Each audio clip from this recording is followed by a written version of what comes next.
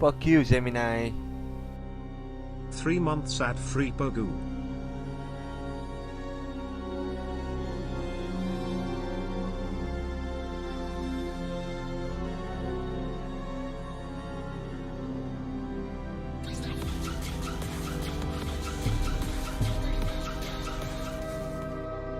Semifinals time.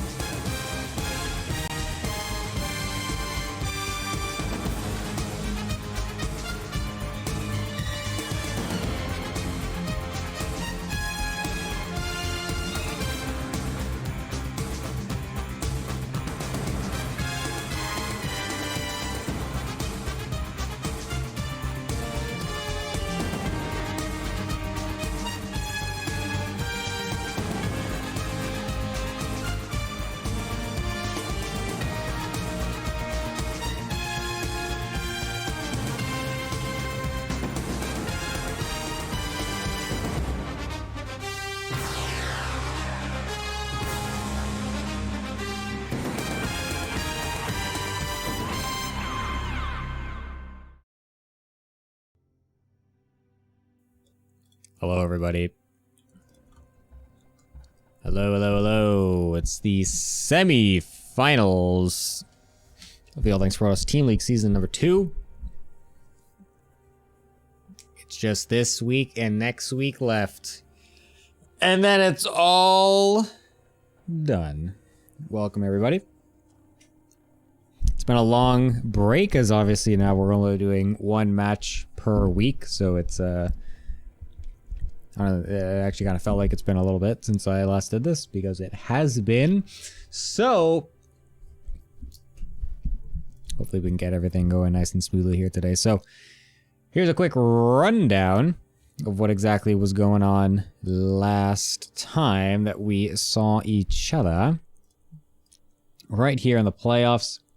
So last time we had the quarterfinals, which saw my team, Brain Aneurysm, unfortunately losing out to Galactic Pizza after having a nice couple runs down in the first stages of the playoffs. So we had our little win streak, but then unfortunately ran our course. And so we found ourselves sitting in 4th place at the end of everything, with Galactic Pizza moving on after getting a solid 7-3 victory. And they will be playing up against XinEraJadeWings today. who are the second seed from the playoffs. And they are quite a strong team, to be fair. I think everyone in the top 3 is definitely has the chance to win the whole thing. So it's going to be very close overall, I feel. It's going to be a bit hard, I think, to call exactly who will be coming out on top for everything here. So things will be getting underway here in just a momento, because I will be sending us over to our wonderful, good old analyst desk, which currently only has one of my analysts. Hello, Dynecommon. Oh, hello. I was about to say, we have my 0. alarm was off, but luckily I wake up at 6 a.m. anyway. That's great. That's perfect. Surprisingly, Bull's not here, which is, he's usually the guy that's always on time all the time. So, I don't know what's happened to that guy. However, we do have the fucking landlord here to talk to us about, I guess, landlord things, maybe. But well, yeah, of course. You know, sometimes rent is due, and when rent's due, it's due right at 6 a.m. Yeah, exactly. So what do you think of this amazing match that we have today? It's going to be XinEra versus Galactic Pizza. The matches that we have today are Azora versus Infinity, Shiny versus Mishnek, who once again is subbing in for Lock because he doesn't have good internet anymore. Then it's Wave Captain versus Mac, Heroku versus Franz, Ebery versus Ardent. Diane, what do you think? Wow, we've got some people I like on both teams, some people I don't like on both teams. I'm not going to be clear which people I like and which people I don't like, but y'all know who you are. I feel like you should be clear about that, actually. But yeah, no, actually, we've got some cool matches. Looking forward to match 4, Heroku versus Friends. That'll be hype. Yeah, that one's going to be a bit spicy. I feel like the matchup between the most boring player in the league and basically like the dark horse of the league, who last season had a kind of mediocre-ish showing, and this season is doing much better overall, and who is kind of I don't know, it feels like Friends has kind of slid under the radar just a little bit in terms of everybody's scopes here. It hasn't had too many eyes on him, so that will be an interesting one to look at for sure. We'll see if Heroku can once again just be the most boring player ever and just dick Friends with just some stupid garbage that no one wants to watch. What? But, okay, let's not say no one. No one except you want to watch. Yeah, I don't know. Maybe Larimbo wants to watch that too, but yeah. I'm ready to hear Larimbo scream out that it's his build regardless of whatever it is. Yeah. Yeah, just some Zerg thing wins. He's like, it's a Larimbo build, wins again. Oh, the 14 pull, I invented that.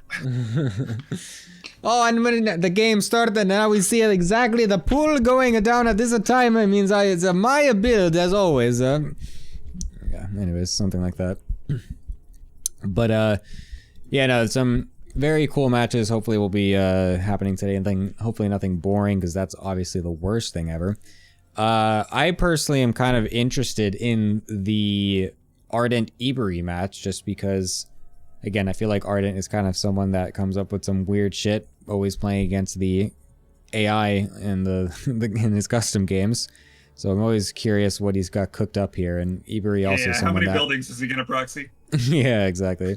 And then Ebery also someone who just kind of, I just haven't seen very many of their games throughout the season, so I'm just curious how they deal with Ardent stuff. Apparently, last time they played, they went 1-1. This was the season, the end of the season, whatever, the end of the regular season. I can't talk. So I know everyone's cheering for an ace match, especially Larimbo. Yeah, absolutely, yes. The man that is getting paid by the hour and by the match is definitely wanting to see as many games as possible. That's for sure. He's not being paid. So, but the first game that we are going to do is actually going to be that Ebery Ardent match, just because Hell yeah. we have to switch some things around to make sure that all the people are here to play at the correct times and whatnot. So Yeah, that's what's going to be going first. What do you think is going to happen there? So I'm hoping that one team goes up 5-0, and so Lorimbo thinks he gets to leave, and then the other team comes back roaring to 5-5. That's my prediction slash hope for today. That would be well. Either way, to be fair, we have to play every match anyways. that's fair. So he'll be stuck here regardless. That would be so actually kind of weird though. What if what if there was actually a 10-0? That would be insane. That would be sick. I think that would actually be more hype than anything else. Oh, that would be no way. That would be awful. I literally can't do that. I have to be like I have to wake up early tomorrow to go hiking, and we got Bulls in 2 minutes. I'm kind of regretting that fact. Oh, Bulls here in 2 minutes. Oh, great. Well, we'll be gone from this desk in 2 minutes. Oh my gosh. What do you expect on the score line? I think we're gonna get a 1-1 at the beginning. I think that one of the games, Ardent's buildings are gonna be scouted, and honestly, probably both games. But DTs are really good.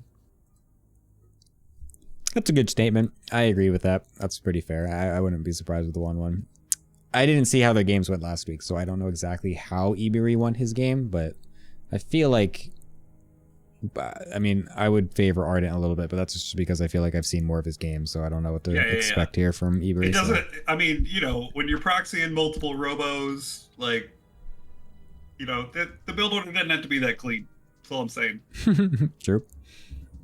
Not last week. I meant the last time they played, which was the. Okay, yeah, Iberi won in week 9. We got the chat helping out. No, I said that. I just it was 2 proxy robos. XD, nice. That's awesome. I can't wait to see that again.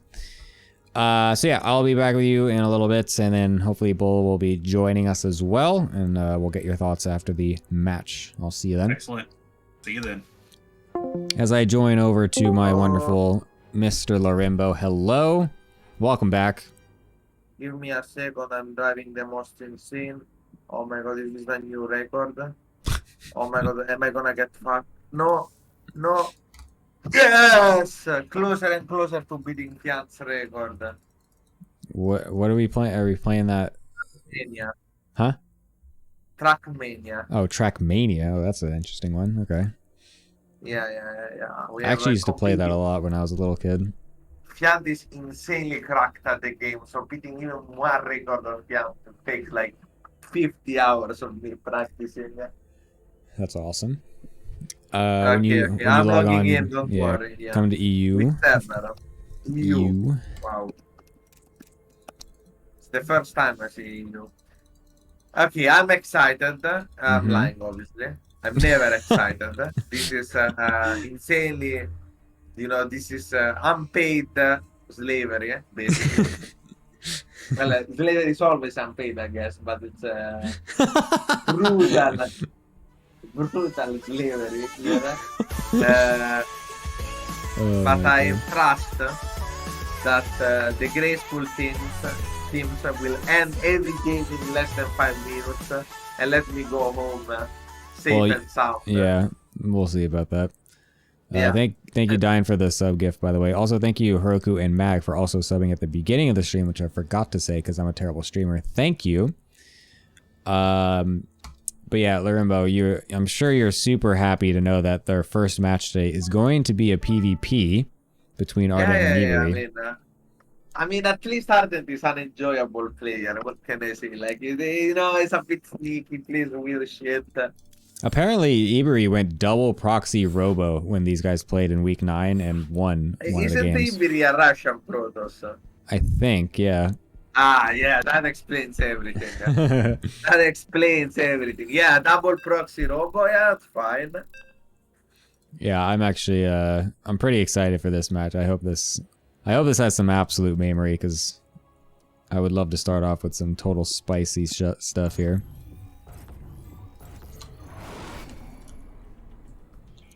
Yeah, absolutely. I mean, I have very high expectation of Ardent. I love how I know nothing about the new map because I've completely quit the game since the patch has gone out. No, You no see? reason. The patch is shit. Like Raynor has quit the game. What am I supposed to do? Anyway, Ardent goes with a super quick probe. Is this Candle Rush? This is Candle Rush. The Pylon is in the wrong place. So. This is Redu set as well, so there can be quite a lot of memes that could happen on this map for sure. Yeah, Radu, yeah. How did this map get into the map pool again? I mean, it's just the map pool, and then they just get randomized. Yeah, no. How did it like pass the qualification standards? I mean, this fucking the map is fucking awful. I have no qualms about calling out red maps. Like there's this thing. Oh no, but oh, is this fake Candle Rush? That's yeah. high IQ. Yeah. That's high IQ. I like it. I don't doesn't- think Iberi is biting them. Yeah, it doesn't seem like Iberi's biting at all. Oh my god, he walls himself in too, as if, holy shit. Iberi's got balls of steel. Jesus Christ. Yeah, was bro, so he funny. knows. He knows, bro. He knows. Iberi coming in prepared with the receipts gains an advantage immediately. No, I was saying there is this thing in Stark about like, oh no, but the map makers are trying really hard. You shouldn't shit talk their maps, you know. Fuck that. Also, aren't going for one gate expand, but like also actually one gate expand, so gate into expand. Yeah. Meanwhile, Fuck Iberi's that. gonna expand, of course. Or, sorry, I'm proxy. gonna call out all of the fucking awful maps that we all have. I'm gonna call out the map makers personally. You did a shitty job. Whoever made Radu set doesn't know what the fuck he's doing. Oh my fucking god. I'm calling them out. This stream, actually, no, I'm not even calling them out personally. Gemini is calling them out. So, I want the map makers that are inevitably gonna be angry with this call out to take their forms with Gemini and report the stream. No, I'm kidding. For any business inquiries and complaints, please email me at geminagc2.gmail.com. Oh my god. Yeah, anyway, Iberi is going for a proxy robo 3-gate.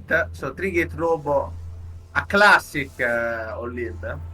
I will say. I've seen this one before many times. I have a friend actually, the Air boss, the boss of Team Air, is a big fan of this build. Someone called Blood Drop. Who? A huge fan of this build. I've seen him play this like infinite time, and he always sucks with it. Nice. Always, he does terribly. So we'll see if Iberi's proxy, 3-gate robo is any better than Blood Drops. Well, it got Void scouted from immediately. Ardent. Yeah. Didn't even have anything building out of the robo when it was scouted, so that's it's an immediate void ray. I am curious if the Prism first was always going to be the play, or if that's just because it was scouted. I feel like it probably was going to be the play anyways. I thought the Void Ray first was going to be the play anyway. No shot to go around from this.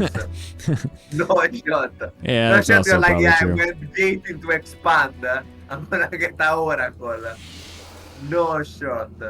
I mean, that is how you Even if- normally play, but since he saw that it was two-gate opener, I think it is risky to go for that. Wait, do you normally go expansion before core? No, that's not You true. can. I mean, if you're in a 1-gate versus 1-gate and you like see what the other player's doing, and you can go for that still, it's fine. There is not 1-gate versus 1-gate. Anyway, Yeah. he's hitting with a very scary 11 Stalkers versus 3 Stalkers, 1 Void Ray. The Void Ray is gonna be up. Let's see the macro. The macro is good. He's focusing the target. I'm not sure about that. Void Ray, second Void Ray is gonna pop out and focus the Prism that survives with 4 HP. Oh my god. Holy shit. I'm actually amazed at that Prism's life. Thank you, M. Canning, for the sick-ass raid, by the way. Welcome, everybody. This is the All Things Sports Team League Semifinals in the first game, so you guys joined I don't perfect like timing. Gormos. That's the response to Anticore. Yeah. Jamie is so confused. Lorimbo suddenly is mentioning Swarm was in a PvP. It's like, Anyway, wait, what? with the crest, with the crash number of Arden's Void Race, it feels harder and harder for Ibri to do anything. I think he has checkmated himself into an all-in, and I don't think it's working, Gemini. I don't think it's working. I always cheer for the all-inner, you know. And talking about that, in the bottom left corner, we have from Team Big Black X, Ibiri. Nice. Nah, I bet you didn't expect that. Oh, I got it. I went slow. Yeah, I went slow. I knew you were gonna get it. I went slow. It's just to warm up, you know. I'm not that mean. There are currently like 4 or 5 batteries. Oh, those 3 voiders are gonna do a shit ton of damage. Is the play here to wait until you can one-shot Yes. on void? How many stalkers does it take? I think 14. That could be wrong. But yeah. Oh no! Even is so more, please. Bro, he had 4 inside of it as well. Oh. No, Ibiri! No! Ibiri, no! What are you doing? Oh, that was awesome. Oh, he's gonna go around to the rocks. Why is he going here? He's got no oh, he does. Wait. Yeah, he's got no probe to mine. He's getting spotted anyway by the tower, by the way. He has no idea Ardent's on this watchtower. Yeah, because why the fuck would Ardent? Ardent doesn't even seem to be responding to it, though, either. Yeah, but they're maybe with the Prisma? I mean, I guess he could elevator. I can't believe. Okay, now Ardent finally is moving over. Iberi's gonna be so confused when he sees all the voids waiting for him here.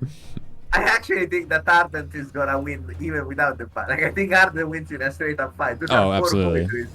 Like 4 voiders with overcharge. With sorry, prismatic alignment. That's what it's called. Are fucking scary. Yeah, Maybe this is. this would have been great if he did it before without his own prisma dying. You know? Oh, That's actually no. so good by Ardent, like waiting, because he sees obviously this whole thing happen, so he waits for him to commit a little bit. I'm actually surprised that Ardent lost just as much as he did.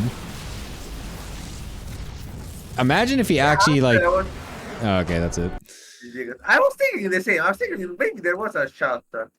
If he didn't get seen, if he had actually cleared the tower and stuff like that, and like, you know, whatever, then I think, and then he gets everything through, and then Ardent doesn't go with the batteries. Like, there is a chance, a small chance, but yeah, no. That was brutal. I think no, literally, like when we were talking about that as well, like you had said it, like wait for the. I was about to say the same exact thing, where it's like, yeah, if he just gets enough stalkers to and then one shots the void rays, he actually still has a chance, because it was literally like only void rays defending that. So you kill the void rays, then you can kill all the buildings at the front, and then you can sort of slowly snowball, because then there's almost no production. But then he fucking shot his own warp prism with 4 stalkers in it. So I think that's a bit of top. I think that's a bit of top. Like, that's a no, I'm just saying that is an. I mean, it was like 3 or 4 void rays. Like if you get the one-shot potential, you will one-shot those void rays very fast, and then there's very few things left over. One stalker is gonna get killed almost immediately. So then you get like, I don't think it's quite as likely as you think. I'm not saying it is likely. I was just saying that is, if he was trying for something, that was the only way he would be able to find his way into the game. I agree. Gemini is doing the caster thing. Don't worry. Even after the game is over, he's still doing the caster thing. If just you know, if just did this, he could have won. Yeah, exactly. Okay. That's what casters do. We explain the game. Definitely better map compared to the previous one. We have Hardland. What do you think about this map, Gemini? Do you like it? It's okay. I think it's. I like it quite a lot. There is a good proxy hatch location, which is important for. I love how Larumo didn't actually give a fuck about what I think. He just wanted to use that for a segue in talking about proxy hatches in a PvP. The question is rhetoric, Gemini. No one cares about your opinion anyway. They're here because of me. I'm the star. This is my stream now. Oh my god. Yeah, it's true though. No one wants to hear me talk. Except for Angrath, apparently. Angrath, really. Angrath, you know what I was thinking, actually? I have a conspiracy theory. Yeah. I think Angrath is mad that he's not the one casting with me. I think that's what's going on. But it was very enthusiastic the other season about duoing with So I think that you're being envied right now, Gemini. Oh shit, is that what's going on? I've instead stolen you from the it, analyst desk? Yeah, but instead of taking it on you like a normal person would, he does the third grade thing, You know when you're in third grade and you really like a girl or a boy, but instead of like, acting nice to them, you act like a complete cunt. Like, I think that this is what Angrat's long-term plan is. I think he's doing the third grade thing. I think he's on to me. I see. Makes a lot of sense, honestly, now that you lay it out like that, not gonna lie. Yeah. It's the third grade thing. The chat is talking about what a burger taquitos. I don't fucking know what they're talking about. I don't know either. Chat never is talking about anything worthwhile. Yeah, anyway, Iberi's got a proxy selling, by the way. Yeah. Proxy from Iberi. Iberi almost as dirty as Arden.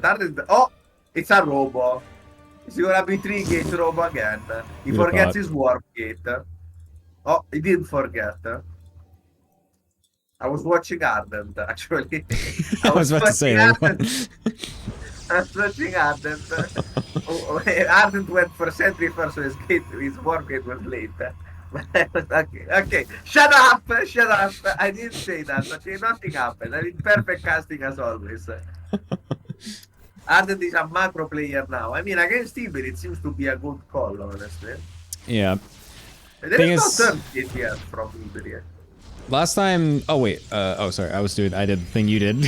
I thought I was like, wait, it's expanding. I was like, oh, this is Arden. What the fuck? But the last time that Arden played Sentry Stalker Expand, he went for a fast robo himself and then did a prism drop with Blink or something like that. So perhaps he's going to do the same thing. He did go Twilight with that first anyways. So it was Twilight into robo and then drop. But that's not really going to happen, I think, because this proxy robo is going to hit before that. So the question now is, will Ardent be able to react to a proxy robo with a macro build? Because I haven't quite seen him do that before. I just realized something. When you play 3-gate robo, don't you usually have the robo at home anyway? Like, what's the point of proxying it? Well, he's going for an immortal this time, so that's more normal. But yeah, if you do the other game, yeah, I guess you just get the prism over faster. I don't know. But you have to wait for the extra warp in anyway. Okay, I think it was a bit bad. Anyway, we have a more standard proxy robot this time. This is a build that has been shown to work up until 6,500 MMR. I'm referring to one player in particular. If you know, you know. If you know the I mean, every pro Protoss player? Like, what? No. I'm referring to Arrowfire. Oh, okay. Don't you know that Arrowfire plays this build every single game, no matter what, and everyone knows it, and still wins like 90% of his PvPs? No, I don't watch his games very much. Well, the person gets sniped! Oof, that's bad. No! Iberi, not again! No! Thankfully, it wasn't him killing it this time. It was his opponent, but he did just kind of suicide it forward into his opponent, so it's essentially his fault still. I watched a shit ton of games from this position. The play here is to go Disruptor. Yeah. I'm not memeing. Yeah, I'm dead serious. The play here for the proxy robo is to go Disruptor, and even though it should be lost, I've seen game come back because Disruptors are so annoying to deal with when you're closing your natural. But another great force field from Arden gets another Stalker snipe, and things are looking rough. There is the Robo Bay. A little bit late, I think. I think the moment that you realize you're not going to be able to push in the nat, you need to throw that down right away.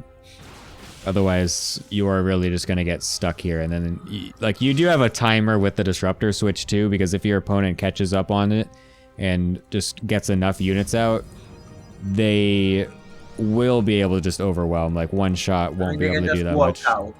You can also just walk out at that point. Warping in a depth, interesting to tank, most likely. It's a cool play. I've seen it work. These force field have been really good. I don't know about coming out for Arden. Seems like a bit too optimistic of a move The adepts are also very consistently very good against sentries. I'm not sure that's their purpose. I think it's more to tank, but He could also shade them into the main here. That could be super huge. Shade all his adepts in, force the units away, and then get some damage over at the natural. I would love to see him try that. Looks like it's going to, maybe? There's a prism going across for Arden, by the way. Looks like Ibri's just going to go ahead and try to attack straight forward. Once again, waltzing forward the prism and going to lose it once again. Not the play you want to see. No. The prism for Arden on the other side of the map is in siege mode. Will likely bring some adepts into Ibri's main here, but it is totally walled off. Preventing the F2. We know why that's siege. The first example is outdoor. A bit too early of a shot. Ibiri. What are you doing, my man? This is not how you play this. Or no, the observer is gonna get sniped too. Man, Harden is like actually playing well. Are we sure this is Harden? Like, I will confirm that this is actually Harden and not his mother or something. Yeah, no, he is playing very well with this. The double adept on the other side is going to meet that wall and be a little bit confused, but easily should be able to just get ferried over. There's not even a battery in here, so Ibri can't even get... Finds nothing. Whoop! Whoop! Oh, wow. Actually, a nice split. Nice split and bad control from Ibiri. What is going on? Ibiri tries one last time. He's desperate. The two adepts are doing and the GG gets called out. I can't believe Ardent 1-0. We can't let him get away with it again. He can't keep getting away with it. At least it was short. Yeah, that's true. No, that was just honestly really good for Ardent. Like, that was surprisingly good response. It was, he just kind of kept his cool. He did walk out a little bit there and maybe would have thrown it if Ibri was a little bit more on point with his follow-up, but other than that, he did very well. That split against the Disruptor was honestly way more impressive than I expected it to be, let's be real. So yeah, that was pretty cool. I completely agree. The series was cool. I like the way Ardent approached it. Like, memes aside, he played it very solidly. I like the addition of sentries in game 2. They really paid off. Game 1, they got really lucky with the scout, to be fair. Even though, as I said, I'm not quite sure why the fuck the robo was proxied. I'm not quite sure that build is supposed to work like that. I am not a PvP expert, but I don't really see a reason for it to be proxied. But, I mean... it was solid. As solid as PvP can be, right? True. Yep, that'll be a nice 2-0 for Ardent, so we'll go over to the desk to hear about their thoughts and welcome Bull as well, and then we'll come back over here. Hello, desk people. Welcome, Bull. Welcome to the actual show. Glad of you to be perfectly on time today. I'm on time for all of the parts that I was getting paid for, and my contract clearly states that I'm not here for the pre-match banter.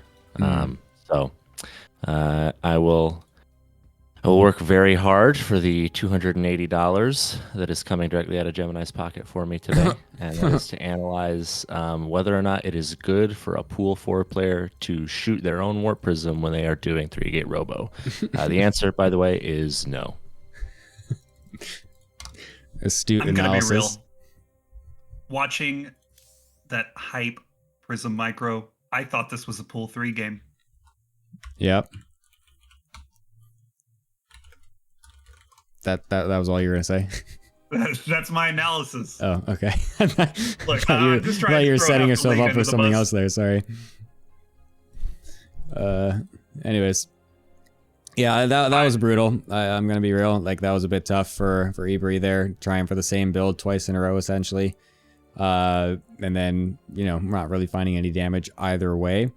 I think that second game definitely was way closer. He definitely could have had it maybe if he went for a faster Disruptor transition, because that became, that came out a little bit late for him. Obviously, losing the Prisms is not good, but even with those, I think the early Disruptors could have been a key back into the game, but, didn't quite happen, I guess.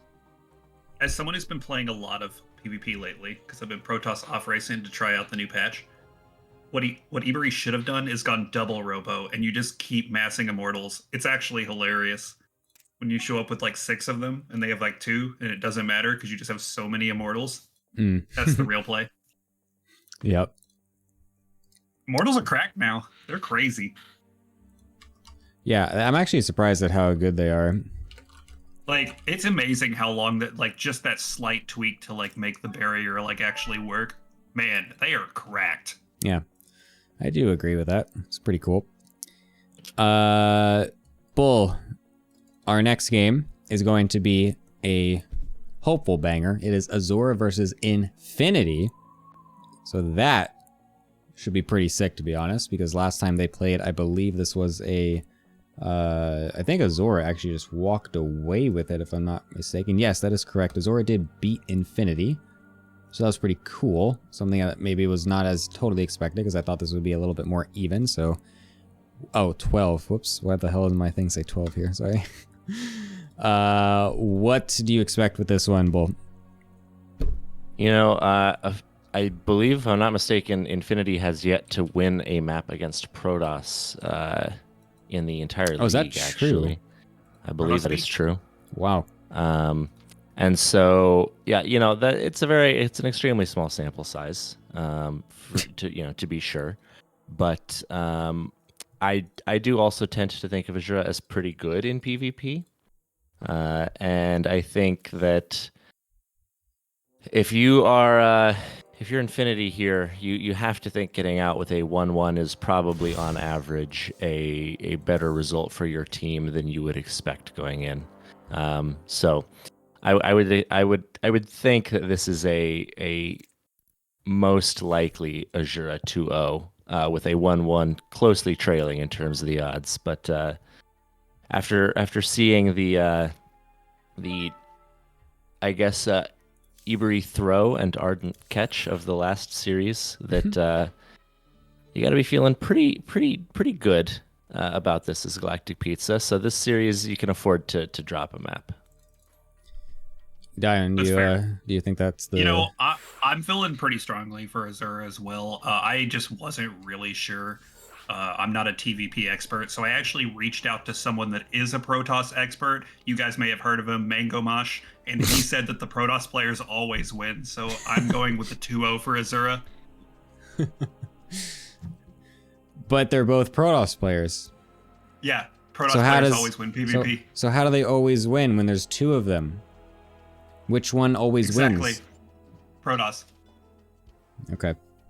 Look, Protoss gave up their tournament wins in exchange for being, let me do the rough math, 99% of the GM ladder. Yeah, we really felt like we needed something else in StarCraft and in our StarCraft fame more than tournaments, and that was, yes, dominating the Grandmaster leagues on all 3 servers. And lower level team leagues. Yeah. We had to, you know, so you have to take your cards where you can get them, and that's just the one that we decided to play. For some reason, we didn't want the tournament wins. Y'all always complain about not being in opens or like not winning tournaments, but when I open the weekly $100 very serious StarCraft tournament, Protoss always wins. That's all I'm saying. So true. All right, we are going to get into this because Larumbo's the only one not accepting the lobby invite, so I need to go over there to make sure he does accept it. So I will be back with you guys after this surely banger of a match. I'll see you then. As my Q over has gotten Larumbo to realize. Yeah, okay. What? It doesn't matter anyway. You're gonna wait for me to come. You're gonna wait to come to the caster desk anyway before we start. So it doesn't matter at all. You are just being fictitious. No, that's not the word I'm thinking of. You're being petty for no reason at all. I was mostly just saying it as a joke, but. Yeah. I was just kidding, bro. It was a prank, bro. Just a prank, bro. I'm really offended, Jimmy. I want you to know. I want to be paid extra. At least 50% extra. Sure, 50% of 0 is still 0. I will give you that. Ah, you got me once again with your mathematics. No. Anyway, we got a banger of a match. It's another PvP. I really want to go back to play Trackmania actually right now instead of watching this. Oh. Just when we thought we had real Larimbo, the other week that he was here, the real caster Larimbo, we're back to, just kidding, I hate the All Things Protoss Team League caster Larimbo. Wow. I've been casting for real this match too. There's not much to cast when you snipe your own creep, man. Yeah. There's Well. only so much I could have casted from the last 2 games. Also, I do want to correct because I'm equally expecting. It was not basically the same build. It was 3-gate Robo or Proxy Robo. Those are 2 different builds.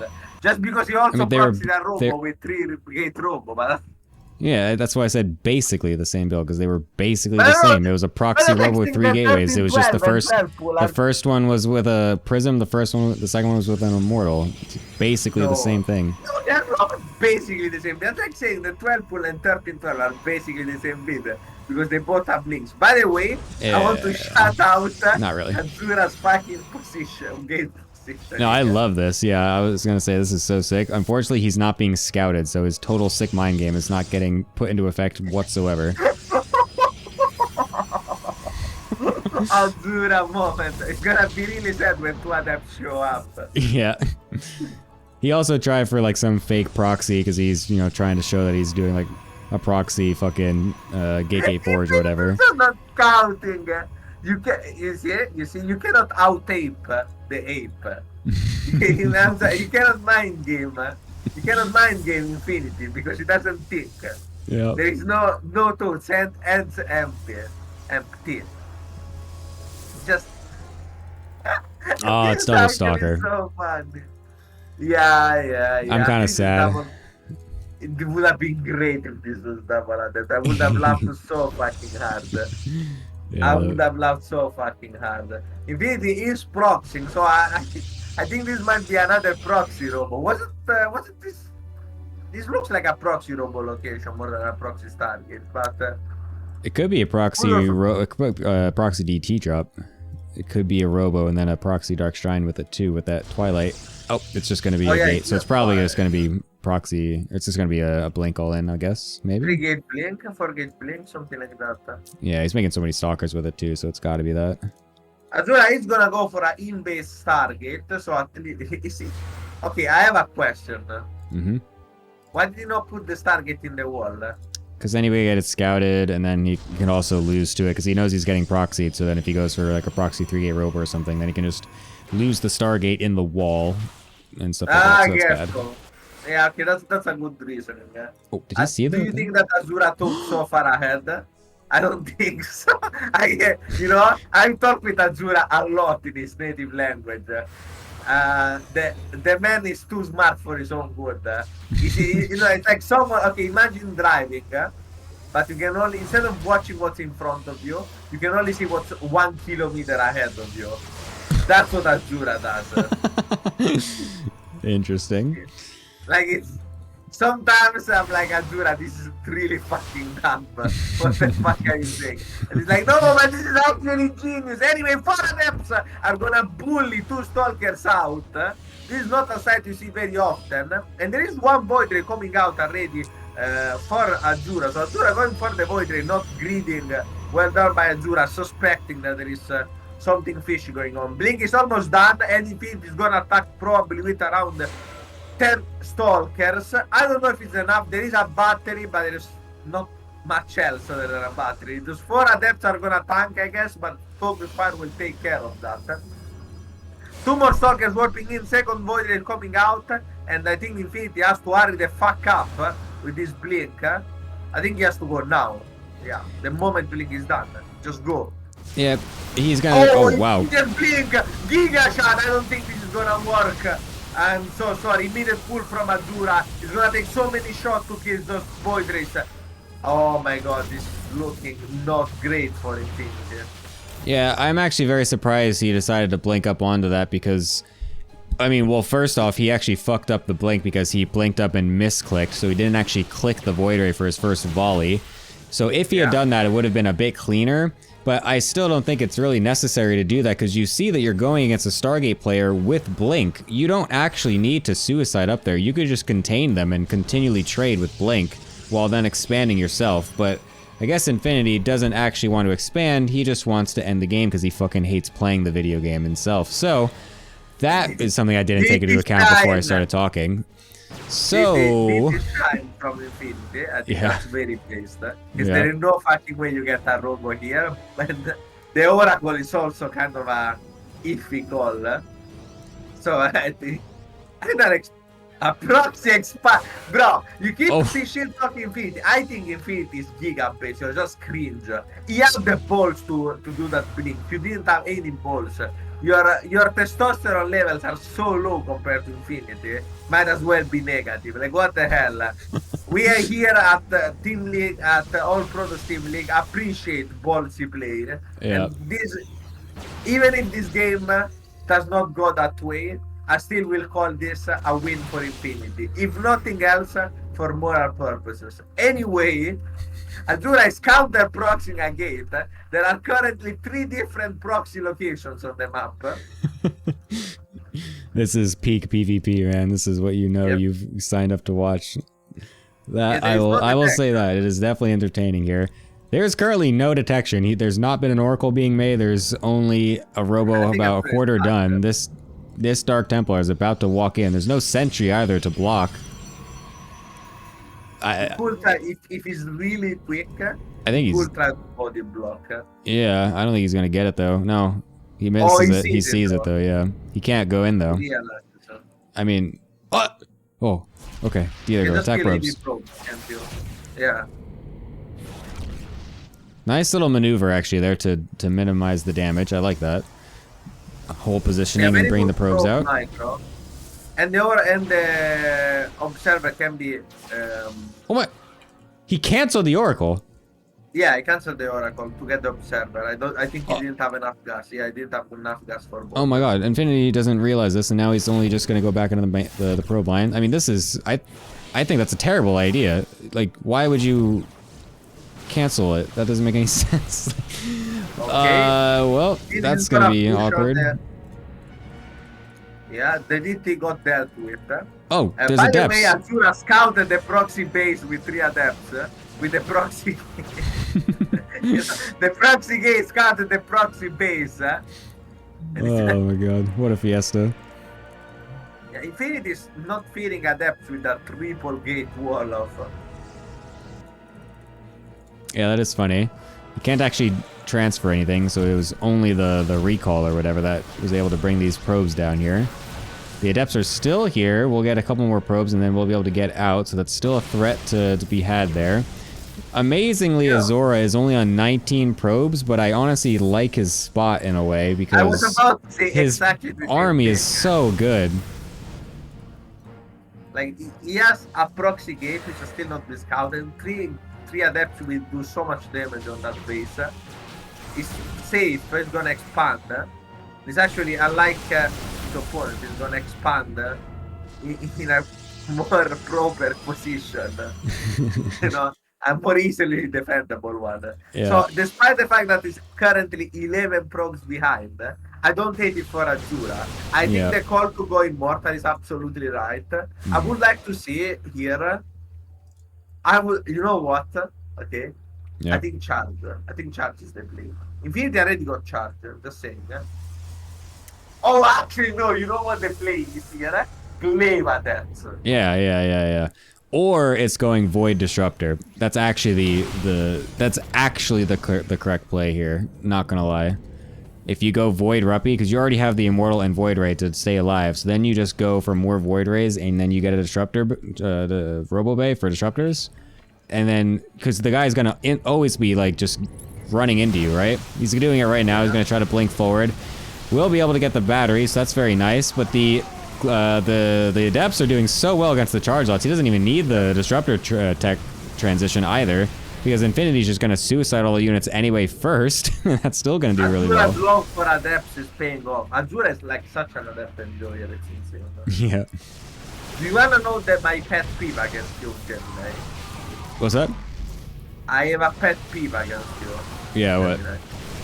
I hate that you call it void drafting. I hate that you have an affectionate name for such a counter Yeah, dude, that's strategy. that me and M Canning. That's what we call them. They're called ruppies.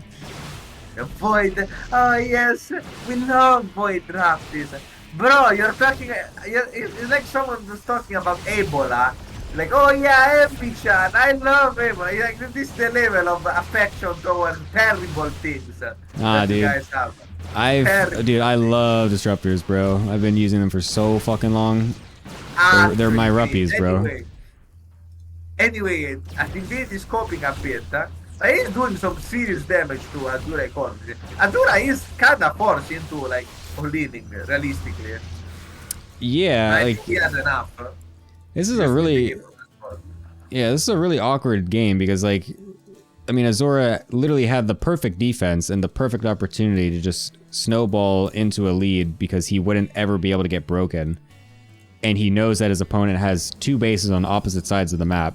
So, but then he walked out and then those stalkers just killed everything back at home. So now the probe count is once again all super fucked. So I think this game lasts at least another, if we're gonna do the ATL Classic, I think it's gonna last at least another 3 minutes. Is my guess. I'm gonna go ahead and say 5 out of 5. I was gonna say 5, but I'm now looking at how much Infinity keeps wanting to attack, and I feel like it might be a little slower or a little quicker than that. So I don't know. This is a terrible play by Infinity. Yeah. This is a fucking awful What the fight. fuck? Infinity, man. Okay, maybe. Yeah. Alright, what the hell? Dude, Jesus the Christ. one time we try to predict it. Okay. Good for Infinity not to be a cover at this. Yeah, true. I can't believe Infinity lost this game, by the way.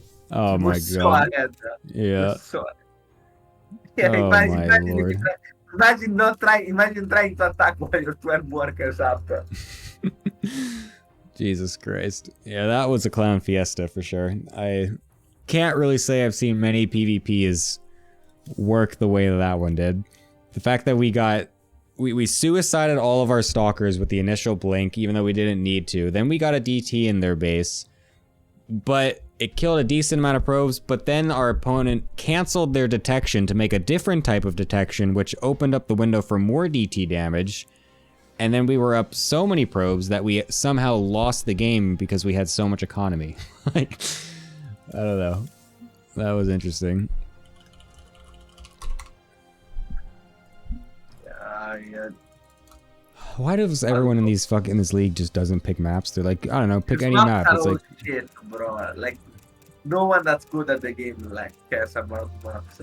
Like, even I've seen pro player tournaments in which this dilemma gets.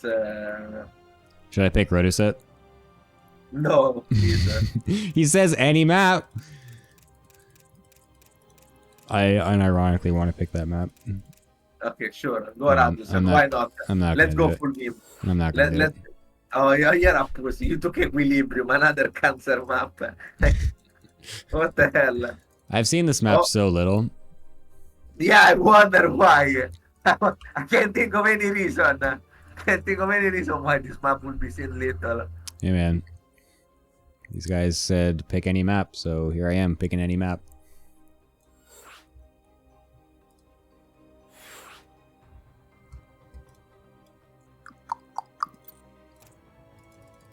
Awesome. Okay.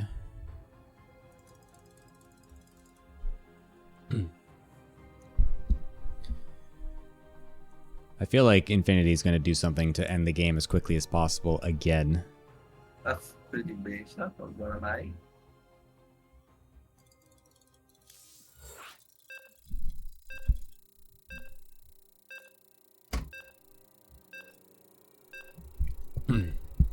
Hate mag. I can't believe Cure got into Team Liquid actually. I know, that was the most out of nowhere signing. That's actually insane. Yeah, it's so random, but it's so sick though. Bring me back the Korean dominance of Team Liquid. By the way, the fucking video, I don't know where the fuck it was shot, but it looks beautiful. It's Korea. Seoul. Yeah, it's Seoul. I assumed it was somewhere in Korea. And yeah, but which part of Korea? Yeah, that's Seoul. That's like it's like the main big touristy area. It's called Gyeongbokgung. It's like the big giant palace in the middle of the city, essentially. That looks really fucking sick, actually. Yeah, it's pretty cool. My favorite part of that video though is when he's standing in the middle of the crowd, like staring up at the sky, and the fucking old people walking by him like turn around and stare at him, wondering what the fuck he's doing. and they put that in the video. They just like have like 3 old people walking by him, just giving him the stank eye. It's so funny. It's actually hilarious. That is true. It's a pretty sick introduction. Anyway, I mean, nothing has happened yet, so we still have one time to cut to feel. Like the first 2 minutes are always like padding, really. Exactly. Wow, slightly quicker. Infinity actually scouted this time. So Azura chose the wrong game to man game. Yeah. Azura is up to something. This looks like a proxy target location to me. Yeah, this would definitely be a Stargate or a Twilight. If this is a Robo, I would actually be blown away.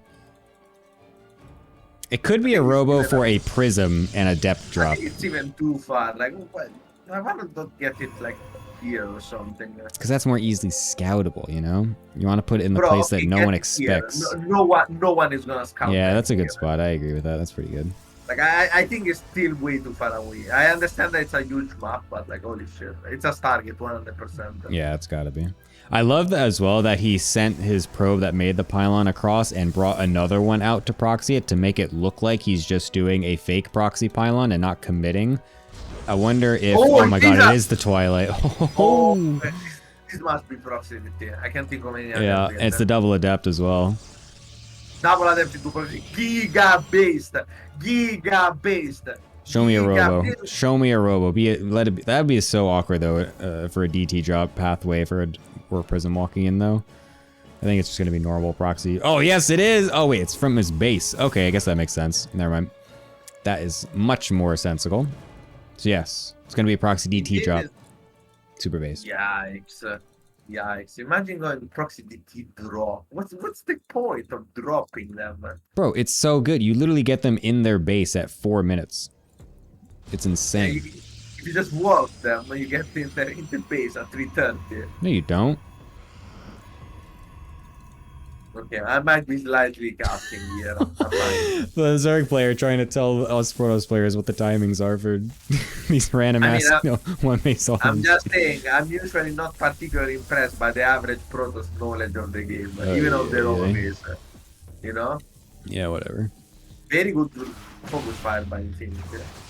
Managing to snap that adept before it teleports across. So it's a really good game by Infinity. The problem is he's also going for that Robo. I think Azura might be fucked here. Yeah, I'm gonna be honest.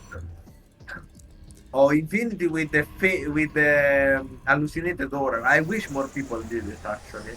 I don't know why the fuck people hallucinate Phoenix. I think hallucinating Oracle is miles better. It's slightly slower, I agree. But the amount of confusion that it provokes is insanely high. Especially people know though. We know the timing of when a hallucination comes. It's honestly pretty obvious when it is a hallucination. Anyway, he's gonna go for the first and those 3D Ps. I'm gonna go straight for the Robo. Oh, Pal. Well. Oh no, he doesn't know what he has a force field. I don't.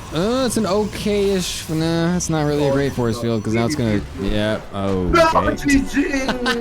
Whoa. And Azura secures the 2-1, 2-0. Sorry, victory over Infinity. Boy. This is going really well for Azura's team. Sir Jiao Bill, yep. Just do it better. What's the score right now? 4-0? Wait, Ardent is in Gala. Oh, wait. Ardent's on the other team. Wait, what? I thought Ardent was in the Azura's team like last time, bro. Yeah, no, they're on different teams this time.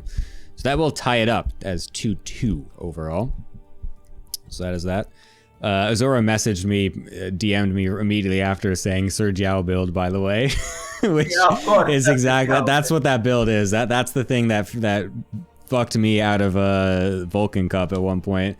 That I immediately then started doing myself to everyone else. So yeah, I appreciate that build right there. I'm just saying, I think there should be a channel point reward.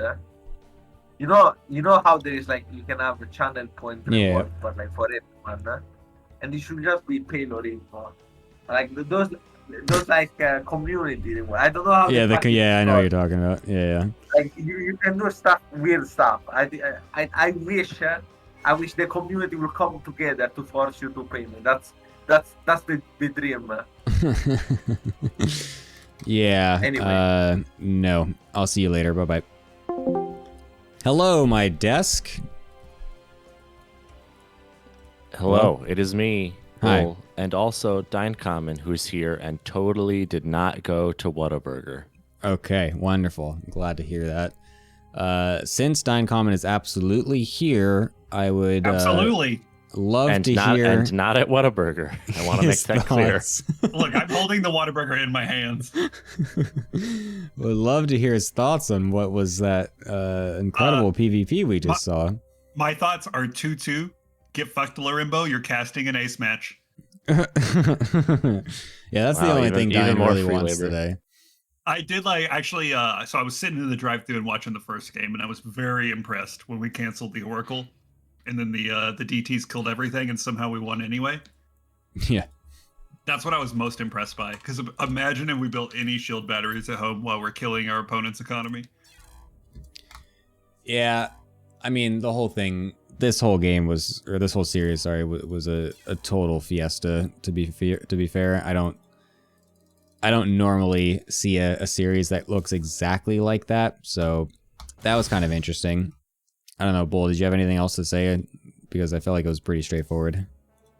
I have to think that Infinity just had a misread on game one, considering that he was up, at 1.12 workers, and really kind of had all the pieces to at least start to make it a normal game. I would have liked to have seen him just macro up, clear out the proxy, get the natural maybe. So I think the no GG in game two was less about that game and more a continuation of the frustration of the first game, because certainly he would have looked at the replay and realized that the situation was not as urgent as it may have appeared through the fog of war. Yeah, I think it was definitely a culmination of both, but I think losing in the losing to a proxy DT drop is honestly never feels good. One of the worst feelings in the world. Does not feel good. Yeah, because it is one of those builds where, like, if you just have the observer, you can then just dumpster your opponent so ruthlessly that the rest of the game is not even remotely close. And the fact that you had the robo and went immortal this situation was tailor made to induce rage. Yeah. He literally had all the tools and just, as often happens, decided to go immortal instead of observer first. Yeah, it was, I guess he just assumed that it was going to be the, I don't know, some sort of proxy robo or blink or something, I don't know, but yeah, that immortal is, yeah, that's brutal as fuck. Oh, it's so pain. Even the force field as well wasn't even the best. I think that was like a total panic force field to try and get the pylon saved, but it died right before it got off, so it's like not the best. Even in a situation where he gets that force field and prevents the robo from going down, those DTs can just kill his entire army before the obs is out. I mean, you can still find a way to get a massive advantage. So, yep. Tough one.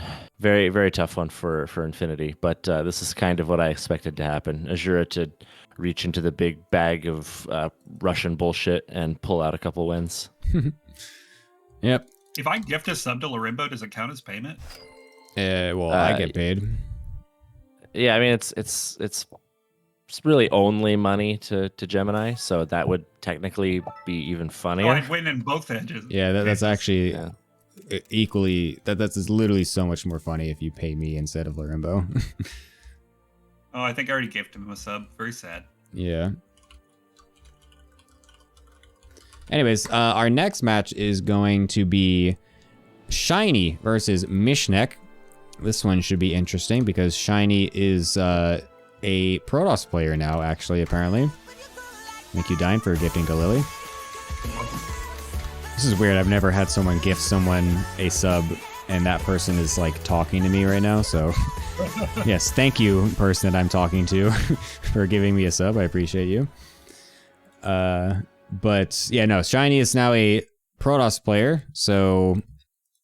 I don't know. I'm ashamed. Shiny, how could you? Yeah, what do we expect here? I honestly know nothing about Mitch next games. I apologize. I'm sure I've watched one of them, but Yeah, he played against me. He subbed in last week because okay, that makes sense. I was like, Yeah, we played a series and we went 1-1. I actually even forget what the first game was, but the second game I did actually can't remember what I did there either. Never mind. I forget what the fuck happened that series, but something happened. We went 1-1. So maybe 1-1 then. really, you I think would, Shiny is gonna take a game off Mishnek? Look, it's this PvP, right? Yeah. Anything can happen. Keep in mind, Dine Common, that the only Protoss units that Shiny knows how to make are Stalkers, and if absolutely necessary, Observers. So, Yeah, how could you lose? wait, the chat is saying it's PVZ. Is Shiny playing Zerg? Oh, it's Zerg? Oh, okay. Oh, I gotta go with the Zerg Because boy. 2-0. This is so because stupid. Shiny has explicitly said that they are not playing Zerg. Yeah, I know. This is the stupid thing. Wait, She's playing Mitchnek is Protoss. playing Zerg? No. Oh my god, Mitchnek is playing Zerg. What? What? Why? Wait, Why is Mitchnek doing that? Surely it can't What? be off race rules, right? Because no, isn't Shiny like 4-6? Is Mitchnek higher Oh wait, than no, 5-2? yeah, that's the thing. Yeah, that's right. I remember reading this in the thing. Yeah, Shiny was 4-6 or 4-5 or something, and yeah. Okay, well, all right. I mean, obviously, yeah. If they agreed to it, that's fine. Obviously. Yeah, but, I did remember. not I know remember this now. I remember reading I this. don't understand that though, because like once you're 4-6, you should never switch races. Like, it takes a very special person to get to 4-6. I don't know if you guys looked at my current MMR, but Yeah, a strong disagree with that, but we'll just move right on past it. I think the longer we dwell on that, the worse. So yeah, this will be interesting then. A PVZ. I'm very curious to see then what Mishnek's Zerg is going to be like. Yeah, I have no thoughts. I don't know. I head can't. empty. Yeah, no idea what to expect here. Yeah, I was going to say when I thought it was a PvP that that this is a pretty heavy Mitchnek favored matchup, just because he's been grinding away in the ladders of Eastern European PvP for a long time. You know, he's a Ukrainian Protoss player, so unfortunately he's had to butt heads with some of the most degenerate players the ladder has to offer. But as a Zerg, I don't know. This will be interesting. I would say actually that there's a strong chance that Mitchnek has the advantage here because I think he is smart enough to learn a couple of quick Zerg cheeses, and one of the hardest things to learn when you're not a super familiar Protoss player is how to hold Zerg cheese. I think. So That's it fair. could be I tough. wonder which one of Lorenbo's builds that Mitchnek is going to play. Yeah, probably. If it were me personally, I would just go 3 hatchling flood. Yeah, You know, honestly, the 3-hatch slow link flood is hilarious. even without Well, it just is so good. even not the slowling woman, but just even like the old school, just 19 drone, just fucking speed lane bus. Like, it's such a skill check build. It's insane. Yeah, it's really good on ladder because sometimes you get people who see 3 hatches and forget about the possibility of that build. Yeah. and just go like, oh, it's turbo macro. Like we have nothing to worry about. Yeah.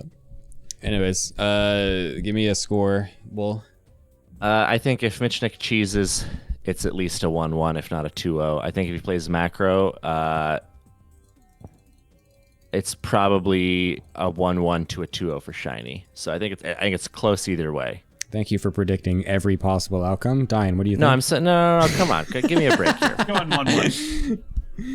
I know. I think we're gonna see 2 cheeses and one's gonna work. Okay. All right. I'll see you guys later. Bye bye. Hello. All right. Hello, Larimbo. We have a Protoss player off racing a Zerg for you here, so you get a little bit of Zerg today. I'm sure you're excited. No, I'm actually gonna cheat for Shiny because I want. I'm gonna be honest. I want Mitchneck to cheese and fail miserably. Like that's my dream. Yeah. That would be hilarious to me. That would be hilarious. So please, Mitchneck, please cheese, please play Alorimobile. I should have coached him. Wait, what? Oh, Shiny changed their name to Acheron. Yeah. Okay. The classic. The Classic All Things Protoss Team League move where no one's fucking in-game names are the same as their actual names. Azura making fun of my accent. Bro, you're literally Italian. You're nowhere near the Mitchneck levels of coaches. I'm not sure what that is supposed to mean, but Mike said it, so it's probably something stupid. Yeah, I didn't really understand that one either, Bro, to be you honest. literally said I have no accent. You don't get to make fun of me. That like me having an accent is something I'm proud of, you know? It's like part of my heritage, of my culture. You, as an apostate of the Italian credo, you're just creed, actually, I think it is in English. You're just, I don't have an accent. I don't have anything that makes me Italian. In fact, I'm not even sure if I'm Italian myself.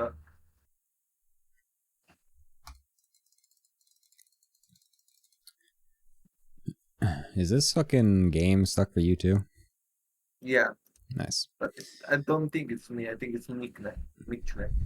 Yeah, something's going on here. Also, I love the name being a reference to Night Phoenix, because of course. Oh, is that what that is? Yeah, that's why it's called Night Mitchneck. Oh, I see. You're very Italian, Lorimbo. Bro, I'm from downtown New Jersey. I always say it. No one ever believes me. Oh my god. I literally have never met anyone from Jersey that has sounded even remotely close to your Have accent. you met anyone from Jersey? What? I don't even know what part of America you're from. I'm from Jersey, bro. Oh wait, you are? Yes. Yeah. Okay, fuck. No, I was like, yeah. I now realize I have no fucking clue. Like to me, you were always like Korean. Like you were always in Korea. So I never realized. I wasn't quite sure which part of America you came from. That's funny. Did I move from Jersey to? No, I literally lived there my whole life. What the fuck? Nobody has thick accents unless you go to like North Jersey or something, like, which is then basically your Larimbo. What? Yeah, unless you go to North Jersey, which is essentially just New York extended, then you don't hear crazy accents. Dude, what is going on with this game? So who fucking... I think Mitchneck just dropped? Yeah. Yes, he did. Classic. Yeah. Okay. 1-0. Fastest game ever. Let's go. Alright. Well, we'll have to wait for that to come back. As of 2022, New Jersey had the highest annual median household income of all 50 states. That doesn't sound like me, man. High median household income doesn't sound like me. I don't know what's going on here.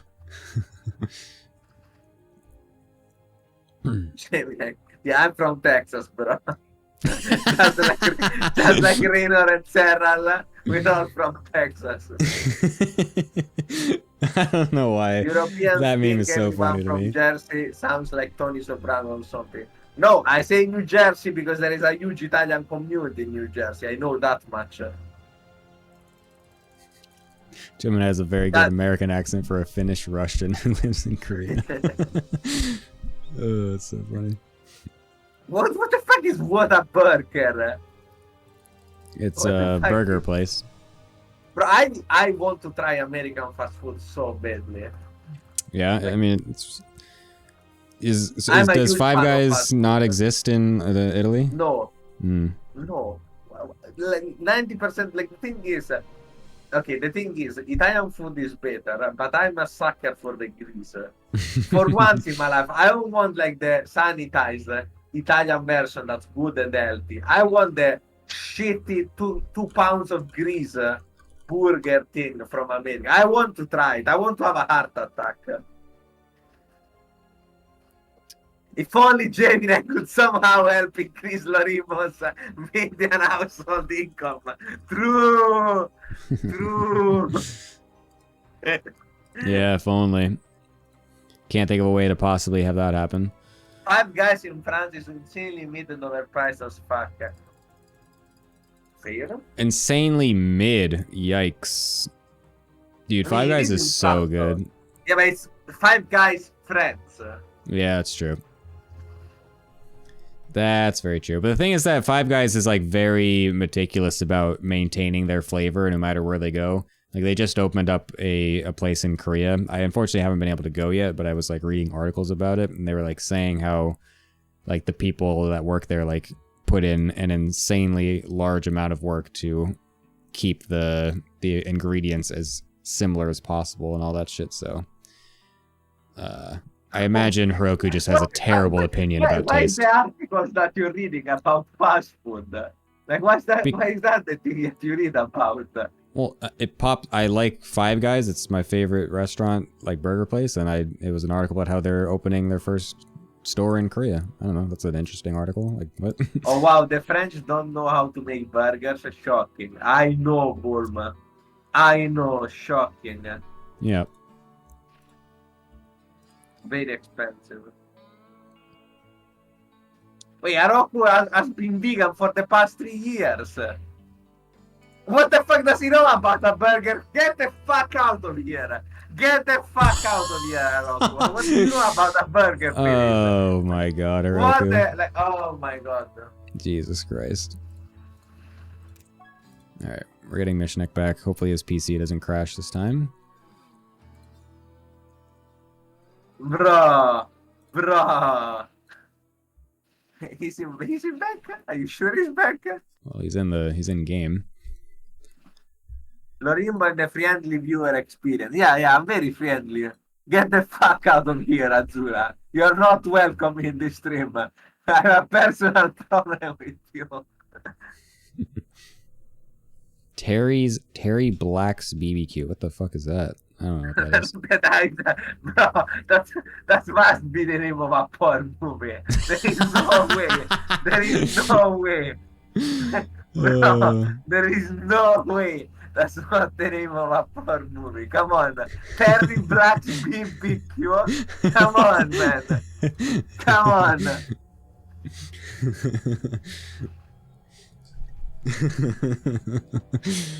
Oh my god.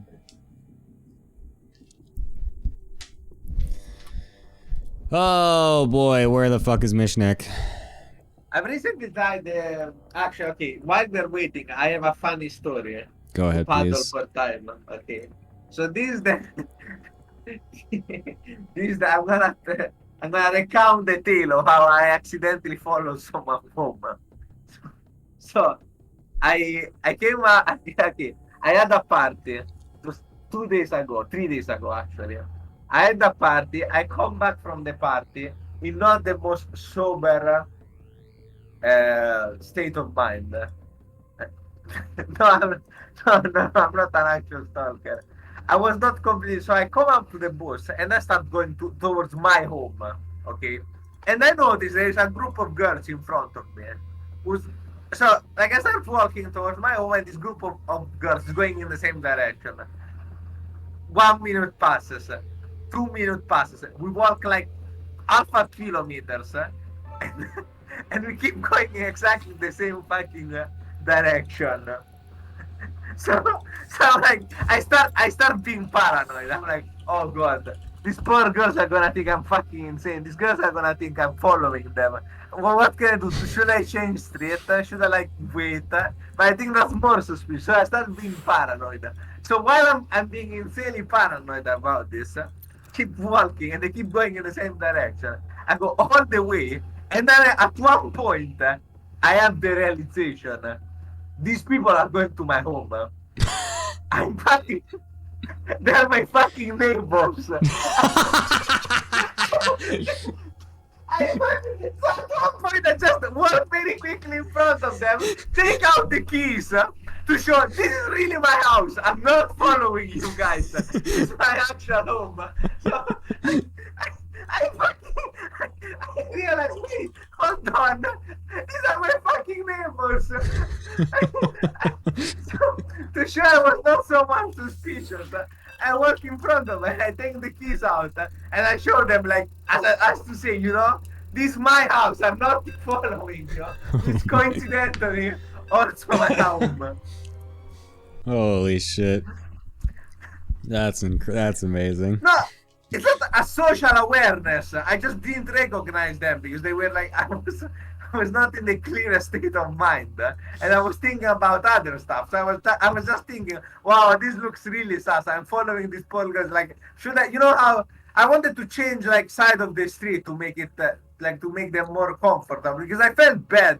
Like it's creepy if it's fucking 2 a.m. and someone is like a guy is following you home, isn't it? But we're going to the fucking same place. So good thing I did because imagine if I had switched road. And then we ended up in the same place anyway.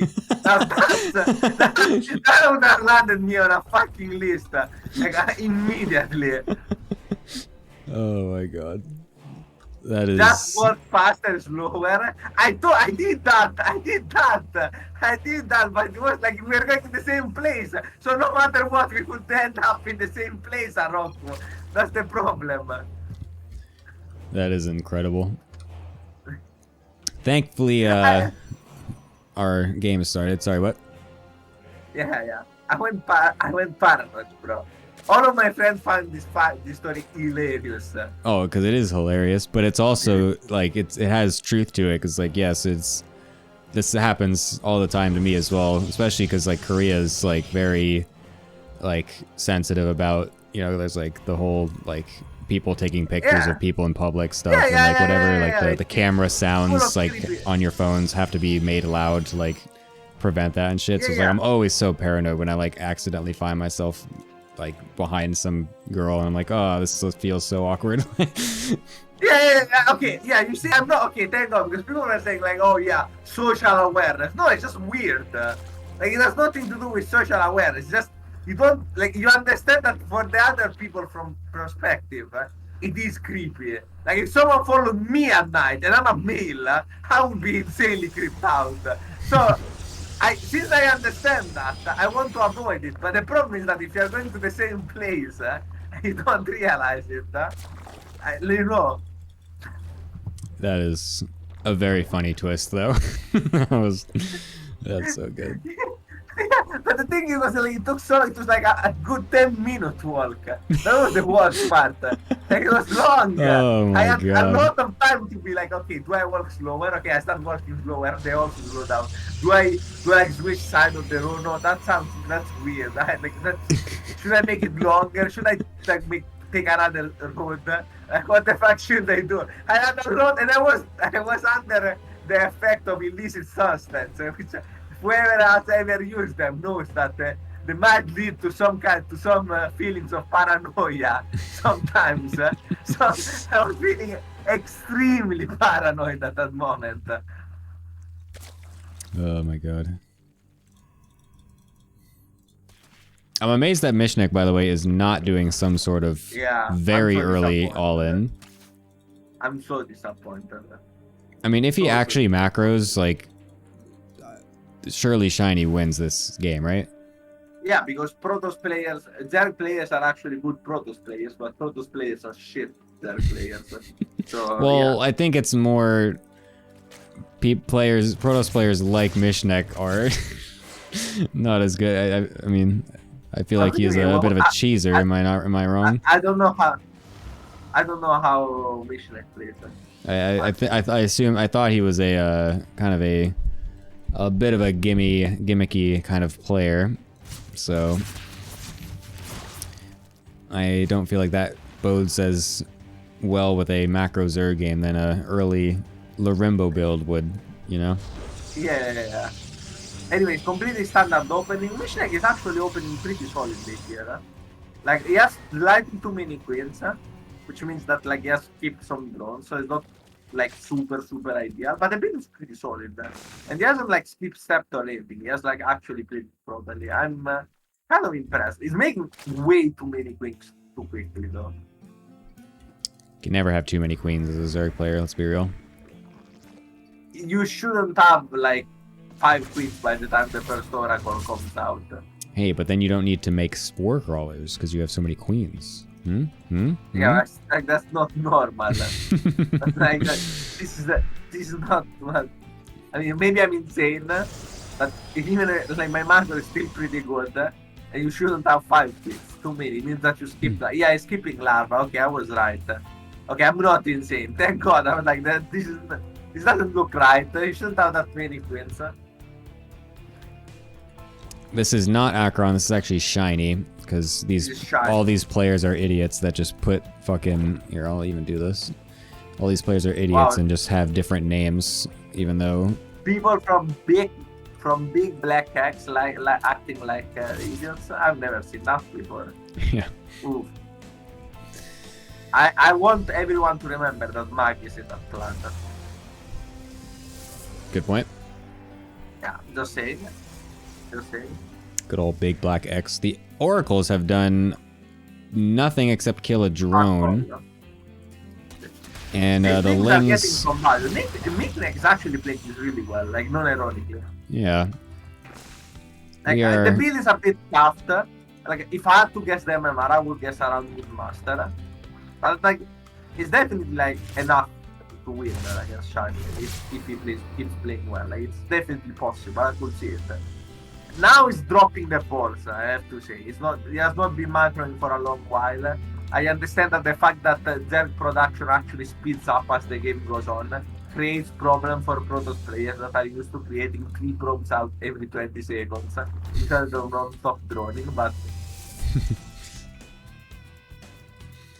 Yeah, I am surprised with how well Mishnek is playing this so far, getting the Roach speed as well to go into what I imagine will be Roachling Bane. But there's no Baneling Nest yet, so is that... Should there be a Baneling Nest at this point, or are we just going to go for some massive fast Roach Flood? I mean, no, if you play like this, you don't need a Bane Nest. This is going to be a 60... well, it's going to do it at 50, which is really stupid in my opinion. It's also missing +1. But it's most likely going to play a 50 drone mass Roach Flood. I think this is very bad, especially against what Shani is doing. But you know, I've seen it works. I played it the same. I play it way more efficiently. Like if you play this build and you play it correctly, you can non-ironically be maxed out at like 730. So you can take that as the standard. Okay. Yeah, it's definitely not going to hit at that time, that's for sure. But he's making more drones actually with it too. Oh no, mission I found the Roach Warrior. Like, I don't know what like this is the thing, like this is okay, not ironic, like seriously. This is one of the biggest problems that I see when people play Zerg as off race. Zerg does not make units and drones at the same time. Like you cannot do this. Like this is not a thing. You don't make 20 roaches and then drone up and then make 20 more roaches. The production is asynchronous. So while if you play Protoss or Terran, you tend to make worker and units at the same time. As Zerg, you don't do it. This is the #1 tip I always give anyone who wants to play Zerg as an off-race. Yeah. I mean, it makes a lot of sense. That's true. You don't want to split up your stuff because it will kind of negate. You're like half-assing, right? Like you need to go full one way or the other. You don't do it both, otherwise you just end up with a mediocre setup. Yeah. For example, Mishnek in this game Well, considering it is not bad because Shiny literally did nothing with the Stalkers, and the Stalkers were completely useless all game. So I guess it's not a bad position, but I would want to play this. Shiny is already on 87 workers, +1 is coming, very late by the way, by Shiny. Storm is coming, Mission doesn't have a business. At this point you do need a business, you cannot go Roaches. I guess he's gonna transition into Larkers. This is something that I've seen. It's actually, like, I'm not a big believer in this, but I've seen it work. Like, I cannot lie, I've seen this fucking Roach into like layer Larkers thing work. It's kind of a gimmick, in my opinion. It's not really good at high levels, because Larkers are kind of shit, especially against Oracles. But, you know, I could see a war where this works. It's probably not this one, though. Rambles are gonna start coming from Shiny, and I think it's really is another problem of playing this kind of compositions. Your ram by defense is not great. Splitting your army is not super easy because of the way Roach work. But Mishnek is just playing it slow. Even going Infestation Pit, we see a +2 and a 5th. Like, a pumping game. Both players don't want to commit. Storm is done by Shiny. They don't have it yet. Now they do. They have at least one. I saw one. Yeah, one Storm exactly. I actually non-ironically think Gemini. Yep. Insane. I think Storm is actually really good against Larkers. I mean, yeah, it's not bad. I mean, I would rather have it than not. At a high level, I prefer playing against these Raptors than with Larkers. Oh yeah, absolutely. I hate playing with Disruptors against Lurkers. It feels awful. I always would rather have Storm, Immortal, Archon, Charizard than Disruptors. Yeah, that's definitely not their like consensus though. Is it? I feel like everyone says just go Disruptors against Larkers, which I think is not the. No, I've always disagreed with that. I hate when people oh my! No! Oh! Bad fighting control here from Mishnek is gonna lose a huge chunk of his army. He has already lost plenty of workers from those Rambites that I mentioned before. He's gonna go for it. 11 Larkers, one carrier already coming out, well, started. Second target is done. Yeah, this is going to be really difficult to hold. The Lurkers are going to barely finish in time, so that's good. That'll at least keep Mishnek in a spot. Oh my god, some of them are on the right, though. What the fuck? Where those come from? Oh god, those are going to be some free Lurkers. That is not good. Yeah, that's expensive. 3 Lurkers are a lot of resources. I think as Shiny you just don't do anything here. They are not going Larkers, sorry, they're not going Archon or Immortals. They're keeping straight to carriers. And if there is one thing that Larkers are good at, is killing like Stalkers and Stalkers. Like, Mass Stalker is not the comp against Mass Larker. That's one against him. This blink was insane by Shiny. My opinion, it kind of works out, I guess. Still an insane blink. Michigan is gonna trade all of this Roach army. He's actually gonna trade it not as badly as he should have been because of that blink. It's still a bad trade. The maximum link, so he's gonna switch into a more Ling Larker composition. I'm not sure about that. He doesn't have the upgrades for it, which are kind of important.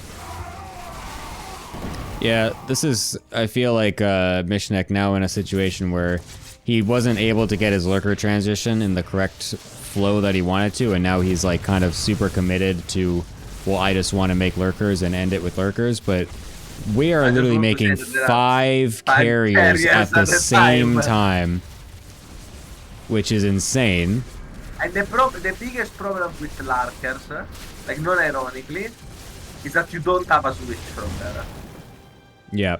Like, yeah, you got this base. Now, okay, well, if Shiny loses carriers for free, okay, no. But like, if they're just gonna send carriers and go. What? Oh Oh no, my not again. God. Was that literally the same spot as last time too? Same spot. To be fair, I think this map has like a bunch of gimmicky finding. I've also been hit by more ramp. I start dealing more and more damage. Mishnek is slowly getting bled dry. Yeah, this game is mega over. There's no way that Mishnek can be able to kill this army. Where those other carriers go? Oh, they're sitting at the 3rd, okay, or the 4th, whatever that is. Those should be brought over to the army, I think, once we realize that there's no base trade happening. So there's a small opportunity here for Mishnek to get a nice surround if the storms are not good enough, but they are pretty decent. Lynx are getting on top of the High Templar, though. We'll be able to kill all of them. Yeah, Shiny actually loses all of the High Templars and here comes the other Templar. Because the carriers, there are 4 more. Killing those 2 is actually pretty cool. The problem, though, is that there's still so much more. This is it. Like Mishnek is like the protagonist of a porn Korean manhwa.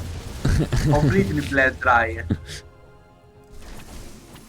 This is a great joke. I'm so sad you're not laughing. I didn't. You are not a man of culture. I know that Time Common is fucking cracking right now.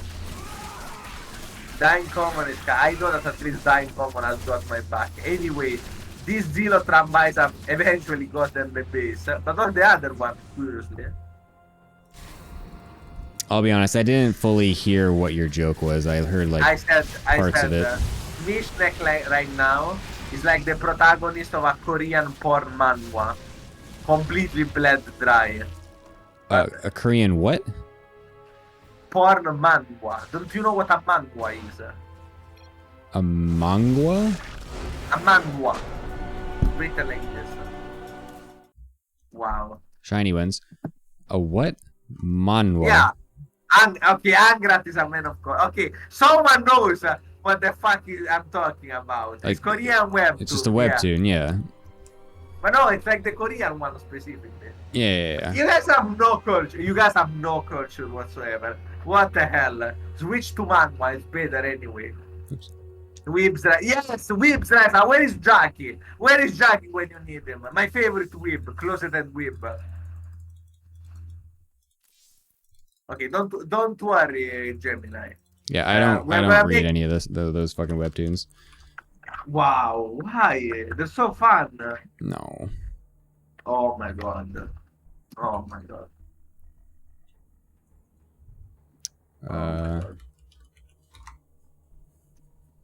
Time Common let me down. Time Common let me down. The knockoff hentai is better. It's called hentai and it's art, you know. To quote an infamous scene. It's okay. I'm what's the word? Curate. I'm feeling better by the fact that at least Jack and Angrat have got my back. You know? Yeah, I'm glad that there's some other degenerates in the chat for you to relate to. Yeah. Anyways, what? It's not over. We have the next game. Yeah, Shiny, completely destroying Meshneck, to be honest. Dying comment, thank you for gifting to Bull Milja. But yeah, I feel like that went about what we thought. If it ended up going into a macro game, then yeah, Shiny was going to be the clear favorite. So I am very surprised with Mishnek not going for some early gimmick shit. And I would be even more surprised if he doesn't do it in game 2. Hardlet is going to be his pick of the map here. So I wonder if he's got something cooked up to unleash against Shiny here. I don't think so. He hasn't asked me for anything, so everyone knows that if you want to pull some Zerg bullshit, you have the guy to ask.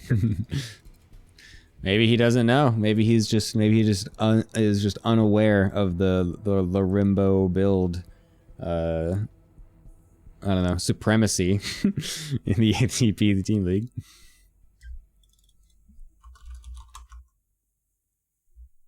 Rapid. Oh my god, this is taking forever. Why is Spirit is so long? Can't Brishnek just like cheese a fail?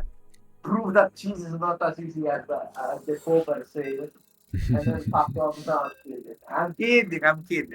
It's so boring. Macro GVP in which both players have no clue what they're doing and no one attacks. Because Shiny doesn't know how to attack the Stalkers, and Mishnek doesn't understand how a Roach push works. Yeah, that was a weird game, not gonna lie. Didn't feel like either player was doing what they were supposed to, but it doesn't, I don't know. I guess that favors the person that at least is playing a race that they play more frequently.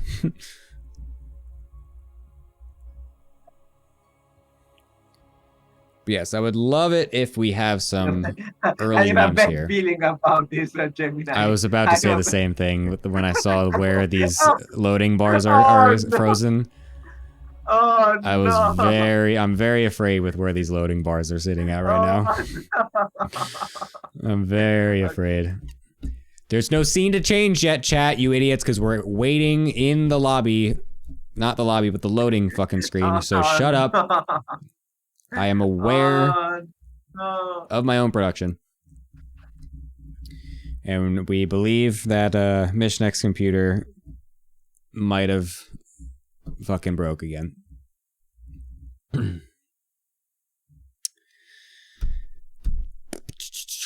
So yeah. Oh, you want the fucking loading bar? Here you go. Here's the fucking loading bar, you degenerates. There it is. Did they both crash? No shot. No. What do we think? What's the bet? I say no. I say he didn't crash. I'm actually gonna go out and say that he didn't crash, because the first time it crashed, he didn't have anything loaded on the bar. Oh, I'm so smart. Oh my god, no shot. I'm just so smart.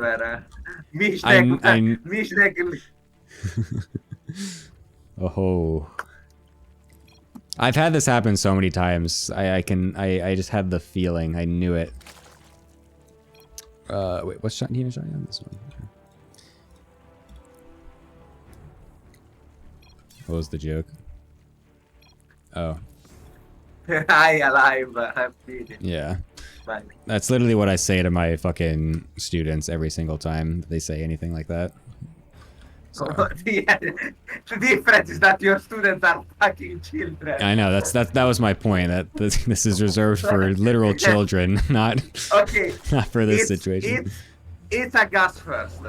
So, this is not a real build. It's too early of a gas for any gas first, but I'm gonna assume, take a wild guess, and say that this is either a Ravager or Lean or some kind of Lean flood. Could technically be, it's not pulling into gas. Okay, Mishnek is gonna try to do something. I'm not sure. I mean, if you see, okay, as a proto, if you come in, you see a gas mining and that thing, like you know it's gonna be some link flood shit. Yeah. I mean, yeah, I look at this and I'm just like, all right, what kind of weird ass one base Olin are you doing here? It's not one base. I mean, it's essentially one base. Yeah, but you can see now there is a difference between this and the other one. That's why I said, like, you can transition out of this surprisingly comfortably if you do enough damage. The queen first is definitely a mistake. No insider. Is this the most scuffed 3 Ravagers I've ever seen? It's a 2-minute build. How did you fuck it up? Like, fucking Holy Hit got it right without even knowing the build, but just my description of it got it right first try. Wait, Lair? Lair? What? Nidus build, surely, right? Must be Nidus. Yeah, must be Nidus. I can't think of anything else. I think... Wait, is this the dropper not into Nidus? Is this the raid? Yeah. He's got 2 right next to each other. 2 overlords right there. It might be that, yeah. I fucking hate this build. This is the most annoying fucking build to play against. Oh, Oh, that's pain. Shiny Shouldn't you gets, bring like, the queen 2 down to prevent that? Yes, that's a mistake by Mishnek. That was a Shiny knows Stargate. that something is wrong, huh? Yeah, I but don't think they know. yeah, can they put the pieces together here and realize what this is? I mean, if you see this, I immediately think drop a rod into 90 because that's the only build that starts like this. Link Here we go. elevator, as it's known.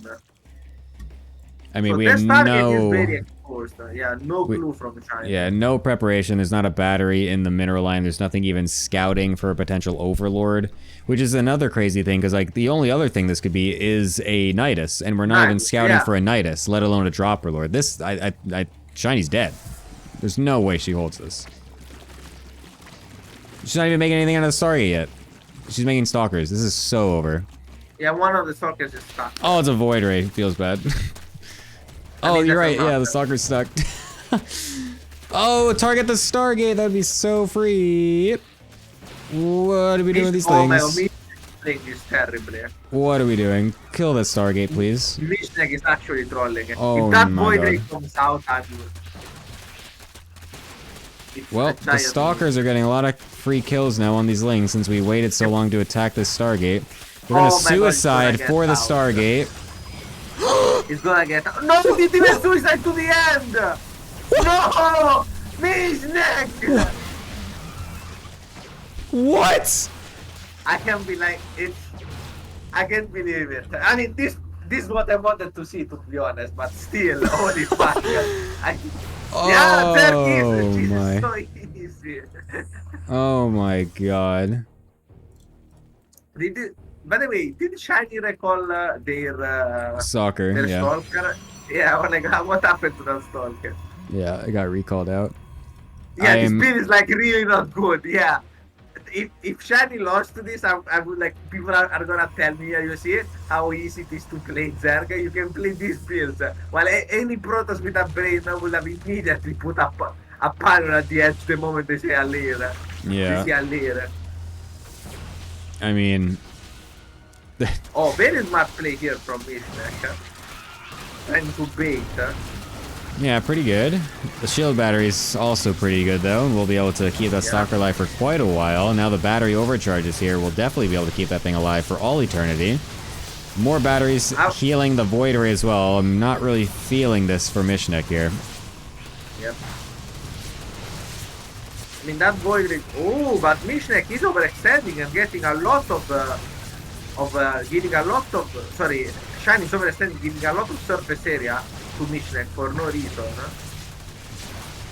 Doesn't matter. Mishnek is completely running out of steam. Like, there is no more steam. This is it. So it is over. But it was surprisingly close because Shiny kept going out of their wall for some reason. Wow, the PM probe. The PM probe attacking. I can't believe Mishnek did not. They keep going out of the Stargate. wall. I don't understand what's there. It's in the Nidus. Do you think the Nidus is the problem here? Shiny. We lost the Void Ray. It doesn't matter. Yeah, I know. Just stay there. Just stay there. No! Stay there! Another Stalker got stuck. It's actually better. The Stalker like cannot kill himself. But look, why are they so obsessed? Because we're so afraid of the Nidus. If we kill the Nidus, then that means the game is over because they can't reinforce. That's what goes on in our brains. They're not reinforcing with the Nidus. Yeah, that's true. The Nidus is useless. What are you talking about? I mean, it's supposed to be like that. Yeah. What? Oh! Was that the problem? Okay, anyways. I mean, it's tough. Mishnek, is playing a different race. Not You know, so easy after. No, okay, I'm not gonna write this as BM. yeah. Zerg is not so easy after all. Let's go, Shiny. Yeah, I mean, Mishnek is. I appreciate the. He's got a good sport about it, or a good attitude about it. You know, seems like he's just kind of going along with the memes. So Unfortunate that he had to play a different race, of course, but he tried what he could. A bit unfortunate that he didn't attack the Stargate. Yeah. I mean, even if... Because, okay, so like at first, obviously, when he goes in the main base, he shouldn't follow the probes and just immediately kill the Stargate, like from the get-go, obviously. But even without that happening, and if he suicided to kill the Stargate on the second instance, which he would have then killed it and denied the Void Ray, does he actually win from that position? Debatable, because he still uses the knife in the lane, and without the knife in the lane, you can't do anything. So I think he still uses it. Because the boy there wasn't instrument. I guess it helped kill the knife quicker, but Shiny was actually thinking ahead and already pulled their probes. So I actually think it was over the moment, like the moment the ignition and didn't focus on the stuff. That's my opinion. Interesting. Okay, well, I'm going to go to the desk to talk about the series with them, and then I'll come back to you. Bye-bye. Hello, desk. Hello, hello. A 4-2 situation is what we find ourselves in right now, with XinEra doing pretty well at the start of this semifinals. What did you think about that incredible situation that we saw ourselves with Bull, with excellent Zerg gameplay? I think that might be. You know, I'm actually going to say this. First of all, hey, thanks to Mishnek for subbing in to prevent, a terrible situation where we have to get someone who sucks as a person and as a player and as a sub. Great, because Mishnek is very nice. Agreed. Very very sweet guy, and like you said, has a good attitude about all of this. And by the way, should definitely sign up for next season. That being said, I don't think I have ever seen someone refuse to win a game harder than watching Michnek run back and forth from attacking that Stargate. Oh my goodness. What was the HP on that Stargate before he turned it? Because the Lings were still alive. Yeah, it was. Right? I clicked on it later. I Situation... think it was 37. Yeah, it was not a situation where like, oh, the Lings died. Like I right-clicked it, but like they just didn't survive because he ran away just a little bit early. Like he should have just shift-clicked it. Oof, it was tough to watch. But yeah, I think this kind of reflected my prediction from the beginning, which is that if it goes to macro, there's a shiny advantage, and if there's cheese, there's hypothetically at least a Michnik advantage, as there should have been in that last game. But tough one to watch. Tough one to watch either way, to be honest. Yeah, I agree. Diane, your thoughts as a Zerg cheese expert? Well, I have a controversial take. I think that this game, both games really reflected how tough it is to off-race. Yeah. And how some races are easier to off-race than others. Oh, that's not true. Yeah, that part. That part we can gloss over, but yes, the uncomfortable feeling of having to off-race, yes, that I can agree with that. But I do appreciate Mitch joining. I like to lane drop Protoss. It's not a good build. I don't know why people do it. It's not a good build until something not being good has never stopped me from doing it. Yeah. No, I said people, not landlords. Oh, that's I don't know why people do it. Yeah. It's honestly a terrible build, but it honestly, if you don't expect it and you like barely mismanage it, it's so good. Like. I think you guys are coping a little bit. Honestly, it feels like dying to DTs. You're just like, oh, and then the game's over. Well, maybe I think it's bad because in that situation, when I see the layer, I anticipate either Nidus or Ling drop, and so I just patrol the stalker on the cliff. And as long as you just see it and know that it's coming, you can even if you are only seeing it for the first time as the overlords are coming in, you still have plenty of time to prepare. So. I guess maybe it's just a poor matchup against the response that I have, but it just seems like if it doesn't work, you've handicapped yourself so badly.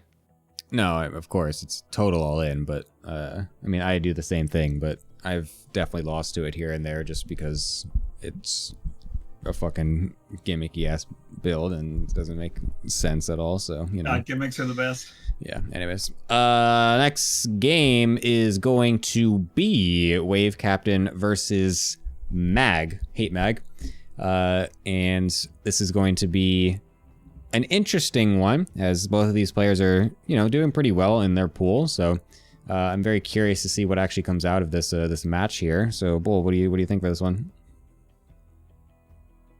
I think it'll be interesting to see if Mag continues to play the super cringe Cyclone builds. I would anticipate that he would, just because apparently he said he's up like 250 or 300 MMR after the Cyclone patch, Cringe. which surely is just a reflection of his expanded skill and definitely not being carried by any particular build. That's definitely not what's happening here. So I would think this is going to be a tough one, I think, for Wave Captain. But he's probably less shitter tier than I am, so maybe he'll have better luck. But I am fearful of a Mag 2-0. To be fair, though, Wave Captain is the legendary player that defended the one base Marine SCV all-in with negative scouting information, a canceled battery, and a single sentry opener. So, you know, if there's anyone that's going to just randomly defend an all-in that they don't see coming, I'm putting my bets on Wave Captain. That's all I'm going to say. Diane, what do you think? It's possible. It's possible. You know, as someone who may also be up 300 to 500 MMR since the Cyclone patch released with their Terran, I do think that there are some good memes, so I'd love to see some of them. I predict a 2-0 for Galactic Pizza because that has been the theme of the day, 2-0s, and we need our ace match for Larimbo. So this is that's also what I kind feel of in my heart and my head. But Wave Captain has a good shot because he's a good player.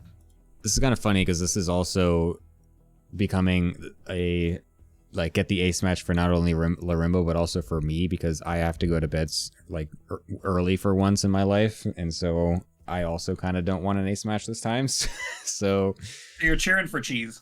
Yeah, I'm also in the boat of let's get this over with, which is funny because I'm the organizer and, you know, this is the semifinals. But anyways, you know, hype. It's so cool. Excellent. Bull, did you give me a score? I can't remember. I think this will be a 1-1. I think Mag will pull off some dumb bullshit and steal a game, and then Wave Captain will adjust and get the second. Yeah, I think that kind of makes sense, to be honest. Diane, are you sticking to your prediction? 2-0. Okay. For the fans. For the fans. All right. I'll see you guys in a bit. Thank you as always. Good luck, or I don't know, have fun watching the games. I never know what to fucking say here. I hate it. Casting, throwing to myself is so awkward. Hello, Larimbo, talk. What the fuck? Hello. Mario Man. Hello. 1 second. I was racing. I need to race. Of course. Bro, this Fiamp, like I'm 0.1 seconds apart from Fiamp's record. Like, it's so hard to get that last 0.1 seconds. Larimbo is speaking into his mic from the other room. Yeah, that happens every now and then. What? Yeah, the mic is weird. I don't know what's up with that. We definitely know that. Never have we thought that your microphone was not bad. But that is where the charm comes from. Because we love... Yeah. We love the shitty Larimbo mic. If you say so. Anyway. What do you think about this match? Huh? What, PVT? No, what, like Mag versus Wave Captain specifically. No, I think it's The bottom right corner we have okay, it's the bottom right. Did you look at the bottom right corner? Did I trick you? No, No, dude. I have my fucking base camera. I like hover over the base camera key now, like all the times, waiting in anticipation. So I can just instantly snap over. I'm always ready. Yeah. No, no, no, no. That's not good. That's not good. I trained you too well. It's like you know the Pavlov's dog thing. Yeah. So every time I ask you a question now, you immediately start thinking about the face checking. Okay. You can keep go on with You your. got to be a little more answer. tricky now. I've learned your ways a bit. Yeah. Yeah. Anyways, no, I think it's it could be pretty even. I'm expecting Mag to throw out some Cyclone shit, so I'm curious to see what Wave Captain's chosen defense against the Cyclone stuff is going to be. But like I was saying on the desk, Wave Captain is someone that did have the incredible game against Spacey with the. Were you casting that game with me? I can't remember. The one where it was the Marine SCV all in, and he just somehow totally plugged it with zero scouting information. I remember that when he failed the wall is built. Yeah. So you know, if anyone can defend some random ass shit without any scouting of it, I feel like it's definitely Wave Captain. You know. Yeah, I completely agree. Anyway. Oh, that is a new. That's a new meta. That's a new meta. That is creative. I'll say that. Nice. Yeah, and Mag is currently trying to get a bunker up. Tons of probes were pulled by Wave Captain. Will deny the bunker from going up. Yeah, destroyed, outsmarted. I did get there pretty fast comparatively, though. I'll be honest. It was impossible to react. It's impossible to do it at the exact moment, but I think I did about as good as you could possibly do there. Did something happen when I looked like, wait. Yeah, Gemini got his brain blown. Like his mind was blown by my genius. Oh my god. Two adepts are gonna try to catch up. Oh! Reaper, and they're gonna succeed with them. Another great mind game. From Very Wave nicely Captain. done. Wave Captain seems really solidly positioned now. Yeah, I like the position for Mag here. Yeah, I mean, definitely a good play overall. I mean, he did get a little bit lucky in the beginning as well with the SCV pathing, not or playing to his advantage, so he was able to kill it with the probes. So that was very good on him. But did he lose any? Two. He lost 2 probes to the early Reaper. So it's not the most perfect thing ever, but it's honestly, yeah, I wouldn't be upset with what we're at right now, especially since he sees the first Hellion coming as well. So that could also trip him up to know that there's obviously some kind of one-on-one play going on, so it's probably some kind of Widowmine follow-up or something. Oh, it's a DT drop opener, pretty based. So I have a question. Do you think it's actually worth to pull workers in that situation? And how many should you pull? If you see it early enough, yes. If you see it right when it goes down, then yes, you should pull some workers. I mean, I always play it though where I pull like 1 extra maybe to try and kill it early, and then I immediately make a battery as well as I'm doing that. And I think that personally feels a little bit better, because then you can keep those 2 probes alive and then just wait for the battery to finish, and then you just have a battery done, and then eventually you'll kill it. Because I was always under the impression that the battery thing is like so annoying, but I don't know if it's worse or better than losing 2 probes. I guess it is better. Yeah, because the battery at least will keep you. Well, it's something you will want later on anyway, so it's just kind of a nice thing to have. But yeah, I don't know. It's kind of it's similar-ish. It's not it's hard to know exactly. Okay, I understand that. So it's like the probe or zealot thing with the eBay block. It's like the same idea. Like, I know you think it's based, but do you think it's gonna do damage? What, the DT drop? Yeah, there is a Raven coming out. I think you can still get damage done. Even with a Raven out, there's still possibility for damage. The other thing, though, is that there's a Widowmine drop happening at the exact same time, and Wave Captain is not paying attention because he's moving his DTs into the main base, so that's going to be a lot of dead probes. And because of that, one of the DTs suicides into the tank and Raven. The other one will be able to get a few SCVs, but the damage is not at all equal. You're right. Yes, there's 2 dead. So yeah, that is... There was another one working into the natural that also works into tank range. Yep, that is brutal. I suddenly don't like the position for Wave Captain. My prediction is that the game is gonna it's gonna end in like one push. So 2 minutes from now, more or less. So mark my word, it's like 6:10. I think like 2-3 minutes from now, 8:10, 9:10, like 8:30, around that time. Well, basically, when the first push, the game is over. That's how I predict the game is gonna be. Like Yeah. I'm so confident in this. I will go back to playing Trackmania instead of watching the actual game because I already know what happens. I can see the future. Okay. I mean, yeah, it's definitely possible that Mag can just walk across with the first push. He didn't actually go for the interference matrix upgrade, which is kind of interesting. So he's probably just going to use the Raven for either turret harass or just use the anti-armor missile. What's up? I could have just forgotten knowing him. Yeah, that's also entirely possible. Could be true that the Terran player doesn't use his brain. Wouldn't be surprised. Not the first time. Definitely not. Yeah, never seen that one before. First time. But yeah, this is going to be really hard for Wave Captain because he didn't even go for a fast Colossus transition after this, which is a really good way to help defend at these early tank marine pushes. So he's going straight up into a Templar Archives and a Forge and straight to Storm against a push that's about to hit his third base. So, yeah, this is going to be very difficult, to say the least. I don't think he can hold it. I think the game is over. Yeah, I agree. Looking at this Unicomp is not what you want versus this army. And this is what I was talking about, like, even without the interference matrix. Like, you have the 2 tanks, you have a bunch of bio, the mines are all useful, the transition is too late from Wave Captain. And what does he have? Like, 2 mortars? That's nothing. Yeah. Good timing by Mag, recognizing the opportunity. These mines are gonna get some damage done. Can he defend? Actually, no, I don't think so. No. Basically, he's relying on those 2 archers, but I don't think they're gonna last. He's gonna lose the third, so the game is over anyway. By the way, because Mag is also expanding while doing this. The tanks are doing damage. Yeah, this is... I mean, even if he can get on top of the bio, it doesn't matter because those tanks are getting completely untouched. The third dies. The Storm upgrade is going to finish, but I don't think we even have any Templar on the map. No, we don't.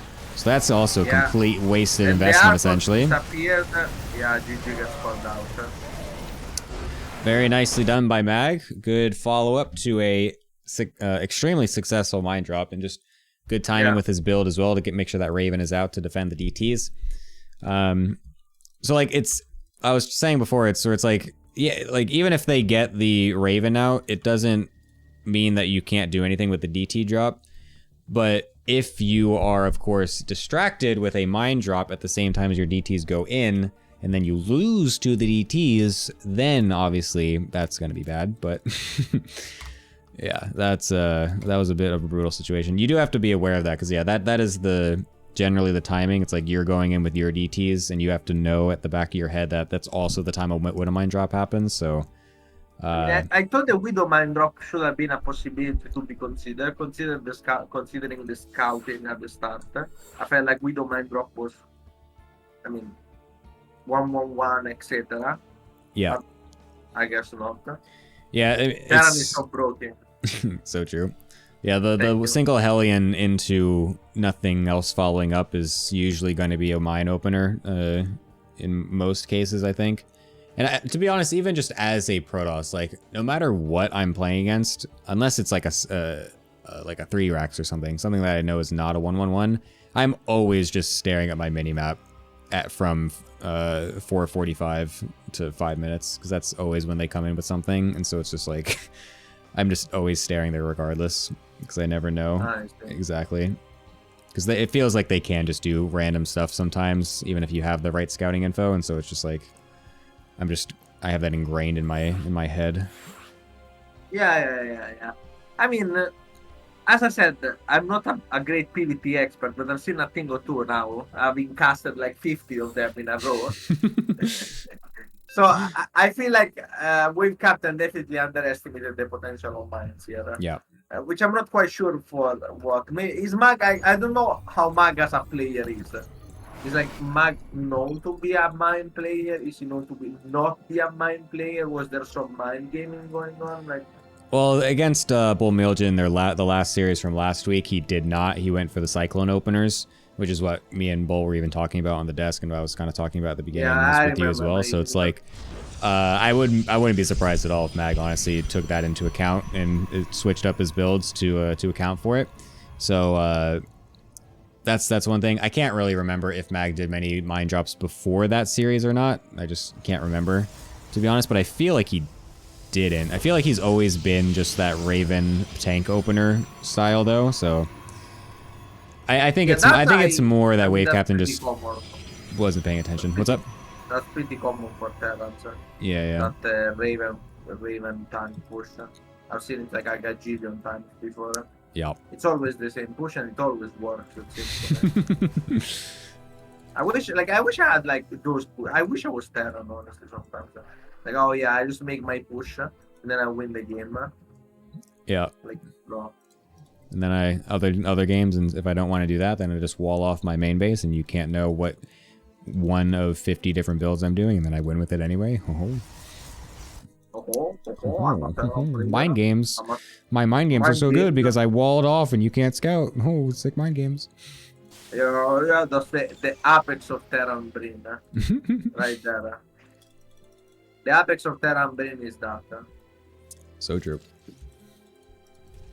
Anyways, they're so we're proud mostly of it, joking, too. but They're like, yeah, we are joking, obviously.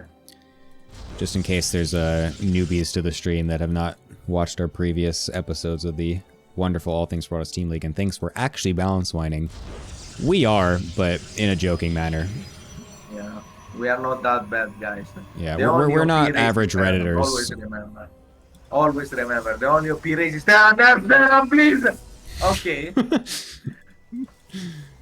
Oh, late pylon here, but Ray Captain actually will make that Adept a little bit late. But was there even a Reaper opener? Yes, it is. There it is. So yeah, that's going to make the Adept a little bit slow against this Reaper. I think this game would have been a pretty good one to go for that bunker behind the mineral line, but I kind of like the positioning of the pylon to make it a little easier to scout for that. So not the worst thing in the world here, but the Reaper will get in before this Adept comes out. Will lead to one probe dying, so not the greatest open here for Wave Captain. You never really like when that happens. It's a fast robo, by the way. I didn't even notice as well, so that's interesting. Oof. Do you think it's gonna be a repeat of Game 2 from Maga? Same exact opener. It's possible, but I mean. Yeah, in the top left corner from Team Big Bang X, we have Meg. And in the bottom right corner, we have from Team Platinum Winners Wave Captain. At the same time, it's impossible for Gemini to follow this up. He got destroyed, ankle broken, 2 at the same time. And question plus 2 at the same time. Fucking wrecked, bro. It's over. Well, it's kind of funny though, because you asked about Mag, so I naturally like went over to look at his base, and then you introduced Mag, so I was already looking at his base when you started saying that. Yeah, but then I wrote. That's yeah, that's true. That's what you mean. Very clever. Yeah. I've been destroyed. I can't possibly. This is something that I need to have this ready for next time, where I have the picture-in-picture production set up, where I can actually show 2 different things at once. I need to buy a whole nother computer so I can keep you from doing this next time. I would be absolutely destroyed by money, like a true Italian. Anyway, this alien is gonna go in. Try to get some scouting, not much else can be done. He will see the robo first. I think it's all the robo bay as well, so he will see that it is going to be the disruptor drop, which is also a super based build as well, by the way, which is entirely I'm hoping my inspiration, because I love this build. Oh yeah, it's a Gemini build. It is. I've been playing this build for fucking, what is it, 6 years, 7 years now? What is this? 6 years. I don't know why you're mocking me. You know I'm right. Paji, you have the same opinion. Why are you mocking me? it's Paji, bro. You have the same opinion. We both agree on that.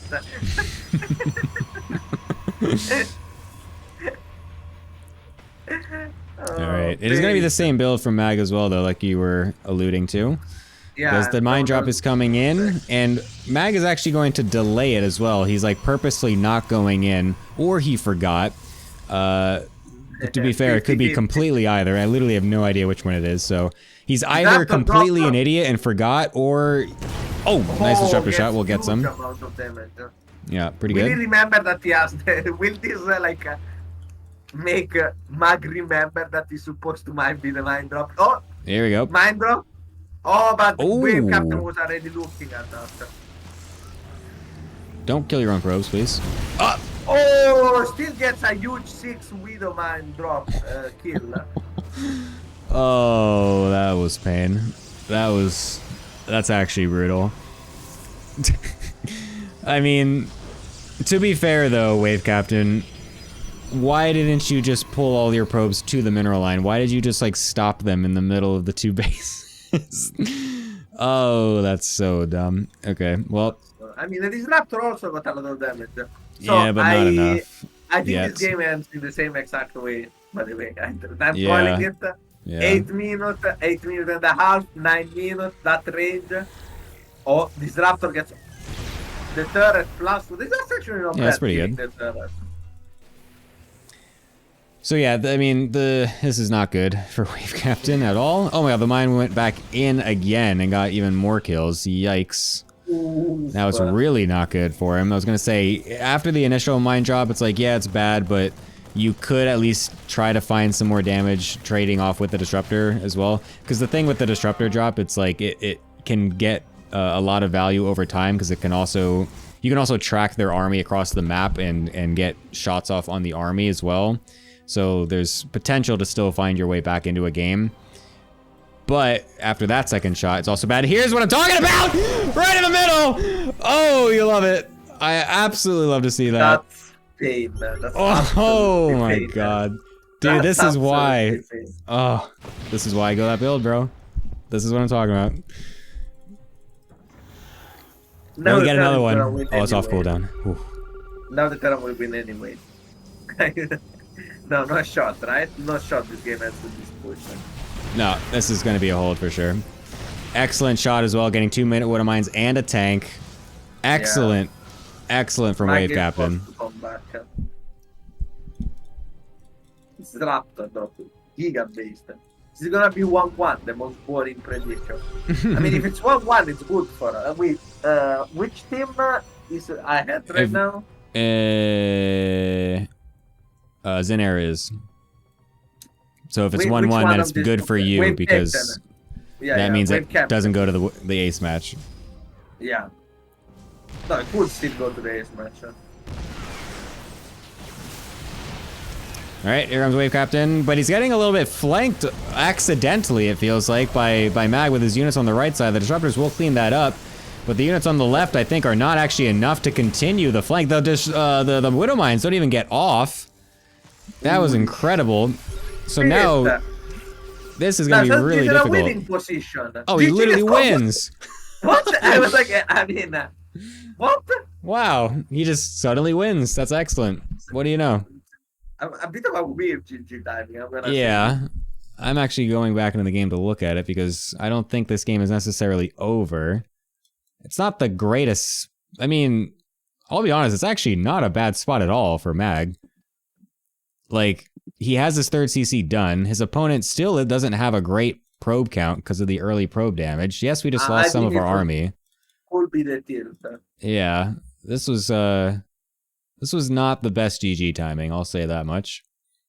There's This no could be forge the- as well. We have, oh wait, there is a forge, but there's no upgrade, so we still have the +1 advantage, so yeah. That is a very early GG, I will say. A bit I mean, unfortunate. I've heard from Terrans that once Disruptors and Colossi are out, the game is over. And I heard from Protoss that once Ghosts are out, the game is also over. So there is an interesting conundrum. If Disruptors, Colossi, and Ghosts are all there at the same time, who's winning? Always Terran, of course. Absolutely. Absolutely. Anyway, we're gonna go back to the thing, to the casting. No, fuck, I'm having a stroke. Actual stroke live reaction. I keep thinking the casting couch, and my mind is like that. So to the comp analysis desk, that's what it's called. Yes. Thank you very much, Larimbo, for that incredible throw over to the desk. I appreciate that. Hello, Bull Milja and Dying Common joining me here on this analyst desk. We have a little bit more of a series on our hands, but it is still looking to be a XinEra lead for now with a 5-3. Bull, what did you think of that series? Hello? Can we just discuss the fact that this is the second time in the last, 20 minutes that Rimbo has referenced some kind of pornography? This man has a problem. Yeah, so kind of as expected in terms of the overarching strategy here from both players, although it was not Cyclones, it was Mines instead, where Mag did an intentionally delayed mine drop in order to kind of catch Wave Captain off guard and get a lot of probe damage. And then in the second game, I think Wave Captain was a little bit better prepared for Mines, although he did unfortunately take a shot on the high ground from the low ground, an interaction which visually is just maybe one of the dumbest things of all time. But I think he had good build selection in order to punish Mag, and despite that, let's call it pessimistic GG timing by Mag, I think that was, on odds a Wave Captain victory over enough time. So good adjustments from him to make it work and get the 1-1. Yeah, I think it was good on him. Diane, what'd you think? Disruptor's a pretty good unit. True.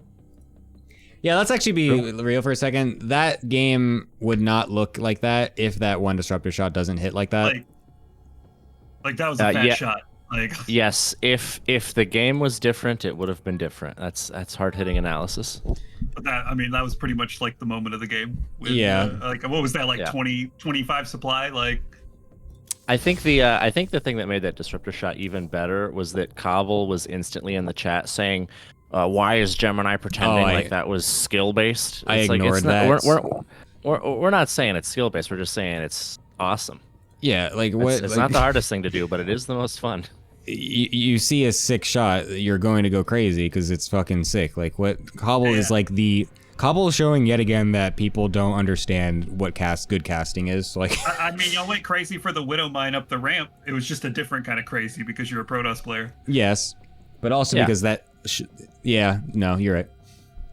It's the same people who make fun of Tasteless for not knowing the map pool in GSL. It's like, do you think that he gets paid to know the map pool? Is that what you think this is? Well, a little bit, but anyways. No. We all know what we're getting. The next match is going to be Heroku versus France. Heroku needs just a singular map win to send XinEra over to the finals to play against Weeb Shuttle. France is going to have to get a 2-0 here. Not what happened last time they played. It was a 1-1 in the prior series that they played. So this is going to be a little bit tricky, I think, for France here to pull this one out. What do we think here? I never thought I'd cheer for France. Ace match. The ace match would be very funny. There's no denying that. And also seeing Heroku lose after the relentless shit-talking that they've done this entire league, despite playing Zerg as a French player. I think I don't know. Based on the series, I did watch and examine the replays from the last time they played, and Heroku threw the first game that they played honestly, maybe worse than the Michnik throw that we saw earlier. That's it was impressive. That bad. Especially considering it happened over the course of 26 minutes. It was not good. So I think if Franz cannot die to some cheese and can play a smart macro game, I think he's got a chance. But a 2-0 I think is going to be tough. It's going to be tough. What do you think, Don? My head says 1-1. My heart says 2-0. Yeah, I kind of agree with that. I think Heroku is definitely the strongest player of the pool. As much as they play completely boring-ass games that are the worst to cast. Credit is due. They are winning their games, and so that is something that they generally want to do. So I think that Franz is someone that can pull out games in longer in like a longer game if things go his way, but I think in the early game is definitely where he will struggle a little bit. So that is something that when you're going against Heroku is not a weakness you really want to have. Yeah, I think that's accurate. I also unfortunately accidentally read a message that was then edited in the league discussion and smack talking channel, which said that Heroku has been using map hacks this entire season. So I think let's just get this over with and disqualify them and give Franz the 2-0 walkover and go straight into this ace match series. Wow, that's awesome. We all know that we deserve. Thank you for seeing that. I missed that one. Wow, thank you for bringing that to my attention. That's awesome. I got screenshots, so don't worry. I didn't check before, but which player has the higher GDP? Let's not do this. Okay, I'm sorry. All right, Anyways. I'm excited. Let's get to it. Yeah, I agree. I'm going to go over because, again, Larimbo doesn't ever accept lobbies until I walk over into his desk, so I will do that. I will see you guys in a little bit. Goodbye. Trackmania. Yeah, I know. I already accepted. There we it. go. You're Here he wrong, is. as always. Yep. I already accepted it. Because I had to say wrong. it. You were There. wrong. I'm sorry. You got that one broken again. Not really.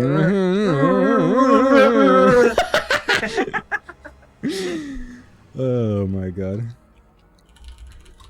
All right. What do you think here? Are we gonna get some boring ass fucking games from not, Heroku? I hope not. I think Arop is gonna go for at least one cheese, not which is based, but I think Arop is gonna win 2-0 if I had to guess. Yeah. I mean, Fran has been smurfing a lot, so there is the possibility always. You know? I don't know. 2-0 out of this is gonna be really difficult. I feel like Heroku is just. I feel like Heroku just plays the perfect style to fuck up this pool. So yeah, I'm not really feeling a 2-0 here. It's gonna be a bit tough, but you know, it's possible. Technically, anything is always possible. So we'll see if Franz can bring it together when his team needs him most. Let's see the opening from Morocco. So far so good. So far so standard.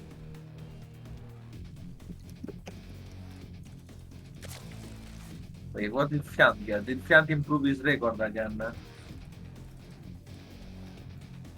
Oh my god. 26.38. Wait, I'm getting there. I'm getting there. I just need the 0.02 seconds more. I'm getting there. I'm getting there. I can beat Fiant. Okay, normal opening from Morocco, by the way, so far. Yeah. There's nothing to say. It's a normal opening. I want to play one more. I will start grinding again. I don't care, bro. I'm gonna get that perfect run. If I get that 25, I'm gonna brag forever about it. It's just 0.4 seconds. How hard can it be? I'm grinding. You guys need to get into Trackmania. It's addicting. It's like crack. Crack is great for you. I did play it a lot when I was a kid. Me and my brother had a little Trackmania stint back when I was very young. It was pretty fun. Yeah. We had a couple maps that we tried to make and stuff. It's the perfect moment to get back into it. No, I'm addicted to Hades right now, bro. Oh, Hades is so good. I told it was good, and you were like, ah. Did you? You told me about that? Yeah, we talked about this. Yeah. At the start of the season. Really? Yes. Interesting. No, I did always want to get it. Like when it first came out, I saw like it. I just liked the art style. Looked really cool. I was like, oh, this looks like it'd be a fun game. But of course, I just never buy single player games. But I finally just kind of felt like playing it the other day, and then I got it, and I'm immediately addicted to it, and I absolutely love playing it. So yeah, it's so fun. Yeah, don't talk to Bonan about it, or he's gonna have a 2-hour dissertation to which boons are the best, and why you should play in exactly one certain way. It is a link flood. It is a skill check link flood by Rocco. Yep, the good old 19 drone link flood, but it's got 20 drones Either instead. that or is making like 12 links for no reason. Well, Franz does have his early gateway here, so he might be expecting some kind of early lane flood, or maybe he got a sniff of it somewhere that I didn't quite notice, but a battery would also be helping here. Arocco is back to droning, so I think he's giving up on it. I mean, it's not great, but you can deny the turn for a long time and try to be sneaky, backstab and stuff. But I don't like it. I also don't like the fighters getting 3 queens. Look at this larva! Arocco, what are you doing? He's supply blocked. Oof. That's a big supply yeah, block. maybe because he has making 3 queens at once. This is going to be a bit brutal, as he's obviously waiting for this Adept to leave, but I don't think Franz has any intention to let this Adept leave. Is, the step to become... He saw the links. The way you become, you go from Master 2 to Master 1 is by making more links. Making more queens. And the way you go from Master 1 to Grandmaster is by making less queens. That's funny. That is true, though. Because queens are very expensive, so you cannot cut your economy. You have to precisely get them when they're supposed to be made. You can just make queens for the hell of it. It's gonna slow down your economy so much. Oh, the Oracle. Okay, that's just Giga Chad walks right by all the queens. Oh, we'll get into the gnat somehow. And there's no spore here, so this could be a couple drone kills if we're good on our micro. Literally a couple. 2 it will be, as the other queen in the main is not reacting. Could have been able to kill that one, but... What? He's gonna suicide it anyway. What? No way! Come on! Is this pool 4? This pool 4? What pool is this supposed to be? This is pool 3. Isn't this supposed to be? Oh wait, is it? Yeah. How is this pool 3? Wait, right? Wait, isn't that all? Yeah, it's pool 3. Higher? Okay, it is pool 3. Yeah, that's why I'm always surprised whenever I see Heroku in pool 3, because it doesn't make sense, like the you are pool 3 memes when they just win with link floods every game. Because again, we were talking about this one time before, where it's like it doesn't seeing the difference between a pool 3 player do a link flood and a captain do a link flood is really not. There's no difference. So it's a lot of times we see Heroku win these games so cleanly, and we're like, oh wow, why is this player in pool 3? What do you mean, what am I talking about? Someone rams lings into the natural. It's the same fucking thing, no matter what. Remember the guy, the diamond player that beat Parting by doing the same exact ling flood? It was like, yeah, okay. Because it works, doesn't mean that you cannot tell the difference. I can tell the difference quite easily. Oh, did you see? Did you see fucking Mishnek? Jeez. That was not a ling flood. That was different. Oh yeah, no, that wasn't that ling. But that's also someone that is off racing, not someone that actually plays as their main race. Yeah, but I'm telling you, I can tell the difference. This is not true. This is yeah, that's some cope, I think. This is like the people that say good cannon rushes and bad cannon rushes look the same. You guys are actually that's just obviously wrong, because there's so much more to it. It's also wrong for ling flood. I'm saying ling flood, you just A-move the lings. There's nothing you have to do differently. Oh my God. Whatever. Anyways, there's a bunch of glaives coming across the map. It's a bit of a weird build. You didn't have to coach Lancer link flooding, so you didn't see the pain that I had to see. Attacking random buildings, misclicking constantly. Yeah, it's the same. This is a perfect response by Yarok, by the way. And it's actually on point, and this shade was terrible. Yeah, that is it. The perfect drone count, 55, 56 technically. But 55 is well. It's good, very good wall. This is actually ironically played really well. Yeah. By Arocco. I didn't like his early game at all, but at least as far as the scouting and the decision making here, it was pretty much perfect. Yeah, the mineral float maybe is not, but yeah, the mineral float is a bit bad, but I'm talking about the decision. Yeah. More than the mineral float is obviously bad. The mineral float I think is because he missed injects more than not spending the money, but I'm not 100% sure. Because, he has been skipping larva for a while. Yeah, that's a very good defense. I mean, Franz kind of messed up with that shade for sure. Should not have finished that one. But he will be getting his third base up now, but it is late. His probe count is not great. He hasn't been probing up consistently with his build here. The double robo behind it is honestly kind of based. I kind of like that a lot, but I think this is going to be... Well, I'm saying, oh my god, it's Swarm Host out of. Holy shit! I thought it Holy was shit! Broodlords. Yeah, I mean, I was gonna say the same thing. I was like, well, I mean, it's gonna be a little hard for Franz, but then I was like, but Heroku's never gonna attack until they have Broodlords out. But it's not gonna be that. It's Swarm Host, so that's definitely a switch up. I think it's gonna be really hard for Franz now. I was about to say this is very obviously a Broodlord transition. It like, looks like the most Broodlord. No, because you get the Spire with the. Oh, it's gonna get scouted. You get the Spire with the Hive. There is no reason to get the Spire before. It's not like you want to go. Like, there is no reason to get the Spire if you want to just go Roach into Brooder, which is what he usually does. But I did not expect him to go fucking Dwarmos, I have to say. They have Nidus too. Yeah. I don't feel like Franz... Get the Spire. You don't get the Spire, Boom. You're just... You're wrong, Boom. Like, Boom is wrong about it. It's so wrong. What the hell? You get the Spire with the Hive. Hold up, the Stormos get completely caught off guard. That's gonna be pretty bad for him. By completely catching Franz out of position as a response. Yeah, the Roaches are gonna be able to do pretty well. The Immortals stay alive for a decent bit. Unfortunately, the battery isn't able to keep those two alive. Wow, if those two stayed alive, that would actually been not the worst thing, but it's becoming very bad all of a sudden now. So this is not good. We did kill a couple Storm Hosts, which is nice, but you're gonna have to kill way more than that to feel in a good position. Two random Roaches somehow are in the natural, by the way. Where the hell did these come from? Actually doing damage too. Yeah. They're actually doing damage too, like, surprisingly. Jesus Christ, that actually killed so many probes. How many did you kill? You get like 4 right there, or 5. I mean, that's more than I ever expected 2 Roaches from. Yeah. Imagine playing Dwarmos. I can't agree. Dwarmos are so crazy. So true. Oh, the Archon got trapped as well. That's so pain. Yeah. Also, emerging the second Archon and a bunch more units. The +2 is really pulling ahead. 2 Colossi are gonna come up. Dwarmos in the main though. Sorry, Nidus in the main. But, Yeah. This game is over. This is...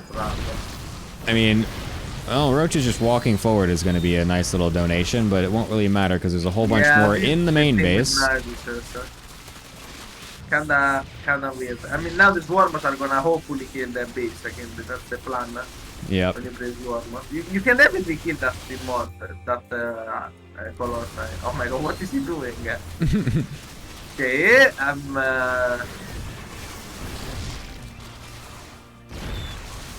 Well, the main will get defended. The Swarm Hosts never actually used their Locust Wave, so... It at least gives Franz some time to walk back down to his third base here, but I don't think it's going to matter anyway, because this is just so many units out of Heroku here. Gonna go for the probes instead of the Nexus. Don't even mind it, really.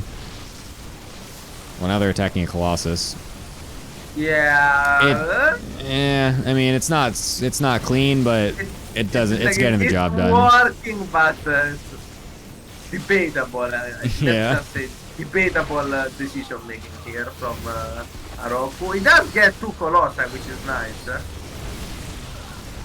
And these Immortal are gonna go ham, but I don't think it's enough. Maybe. He holds on one more time. The Dwarmos are back to adding the things, and it's gonna be really fucking hard now. Battery overcharge. Our battery is disappearing faster than you can say battery. Yeah.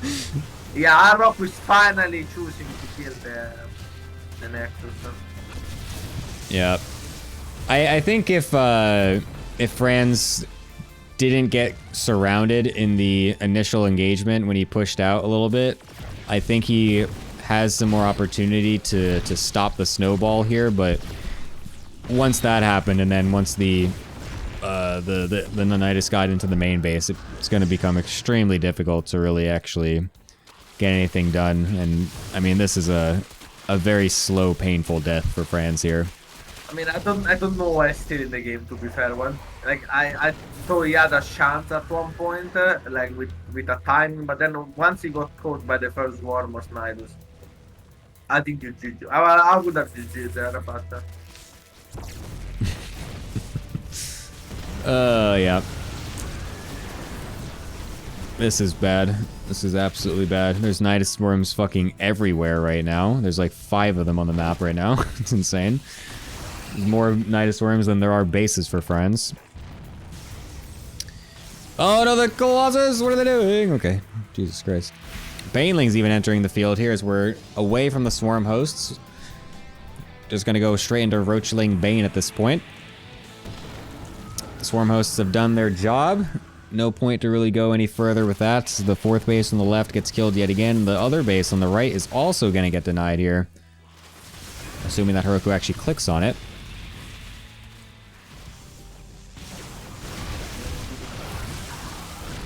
And yeah, I mean, this is gonna be obviously impossible. This is a bit of copy, I'm gonna be honest.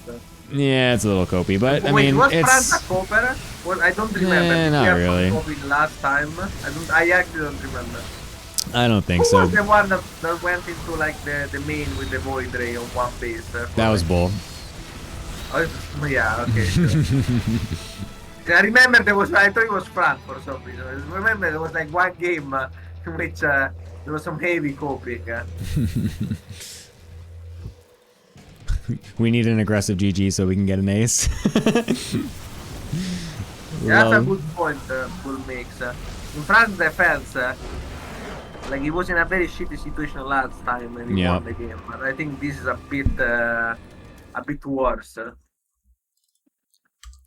It's also the series point, so giving it your all. Honestly, can't you know, can't dish it too hard. That will be the win though for XinEra, so they will get their 6 wins required. Do we play the last game? Yeah, we just do it anyway to give everyone the opportunity to play all the games. Oh, I guess so. So like it doesn't matter anymore. Like yeah, it doesn't really matter, but for like the statistics and stuff like that, people want to. Yeah, that's fine.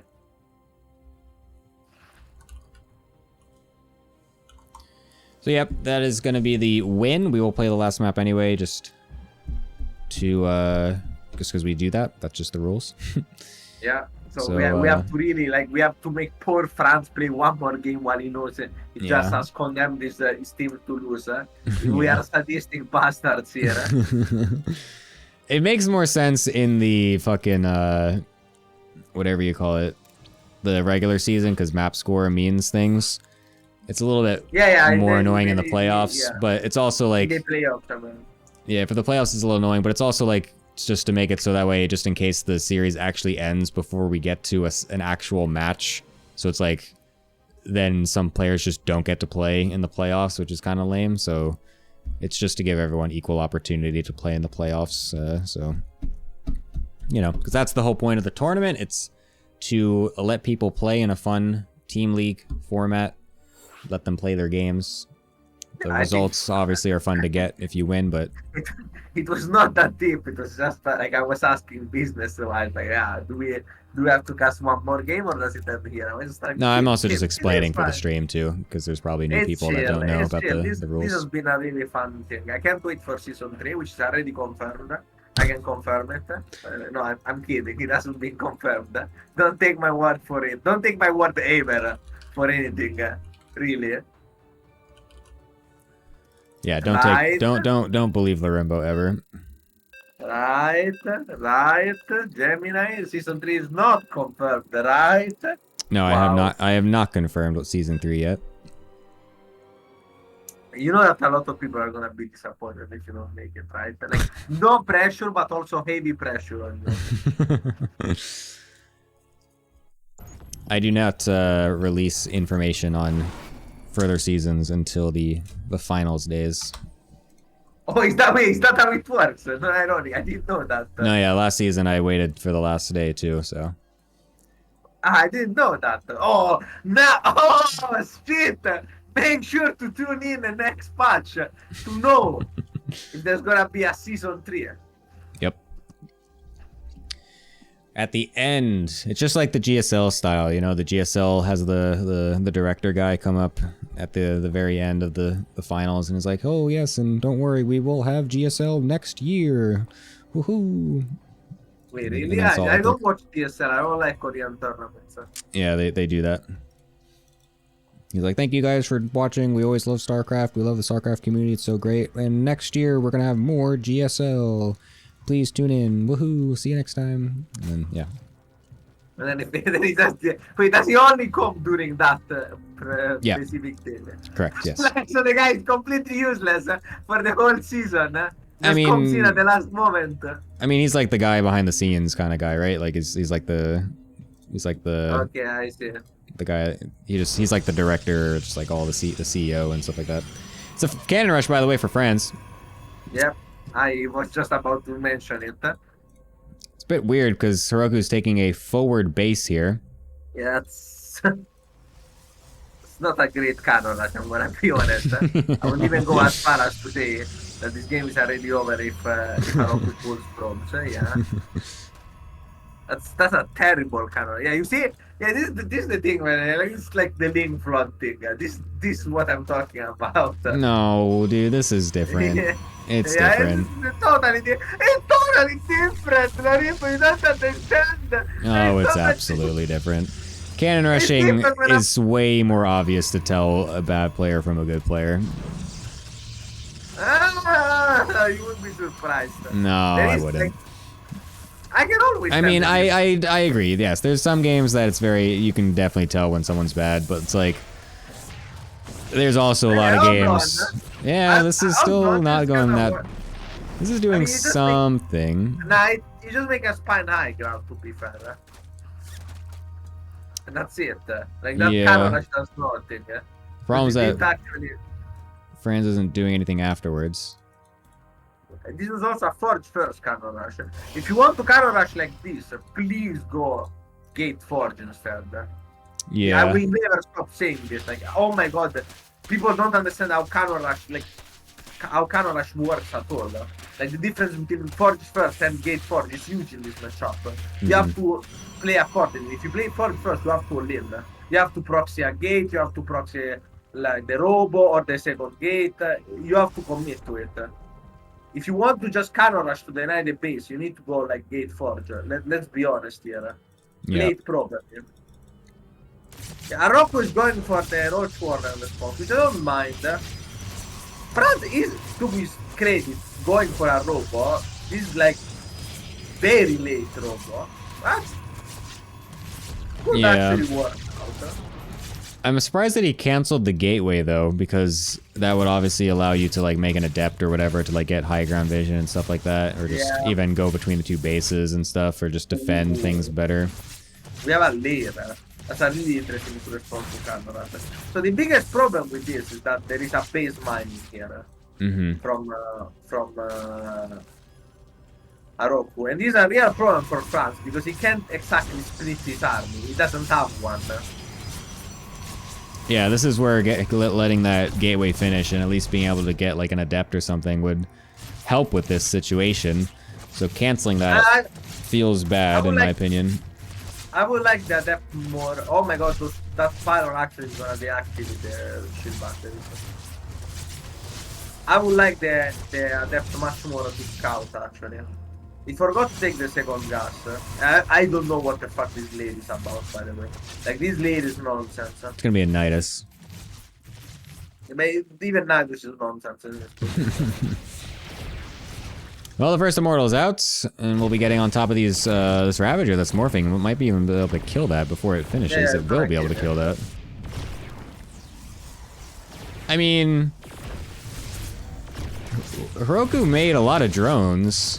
Yeah, there's gonna be a prism here. There's a couple cannons, couple batteries too. I mean, if Fran starts to make some more forward batteries, like towards flush to the wall on the right side here.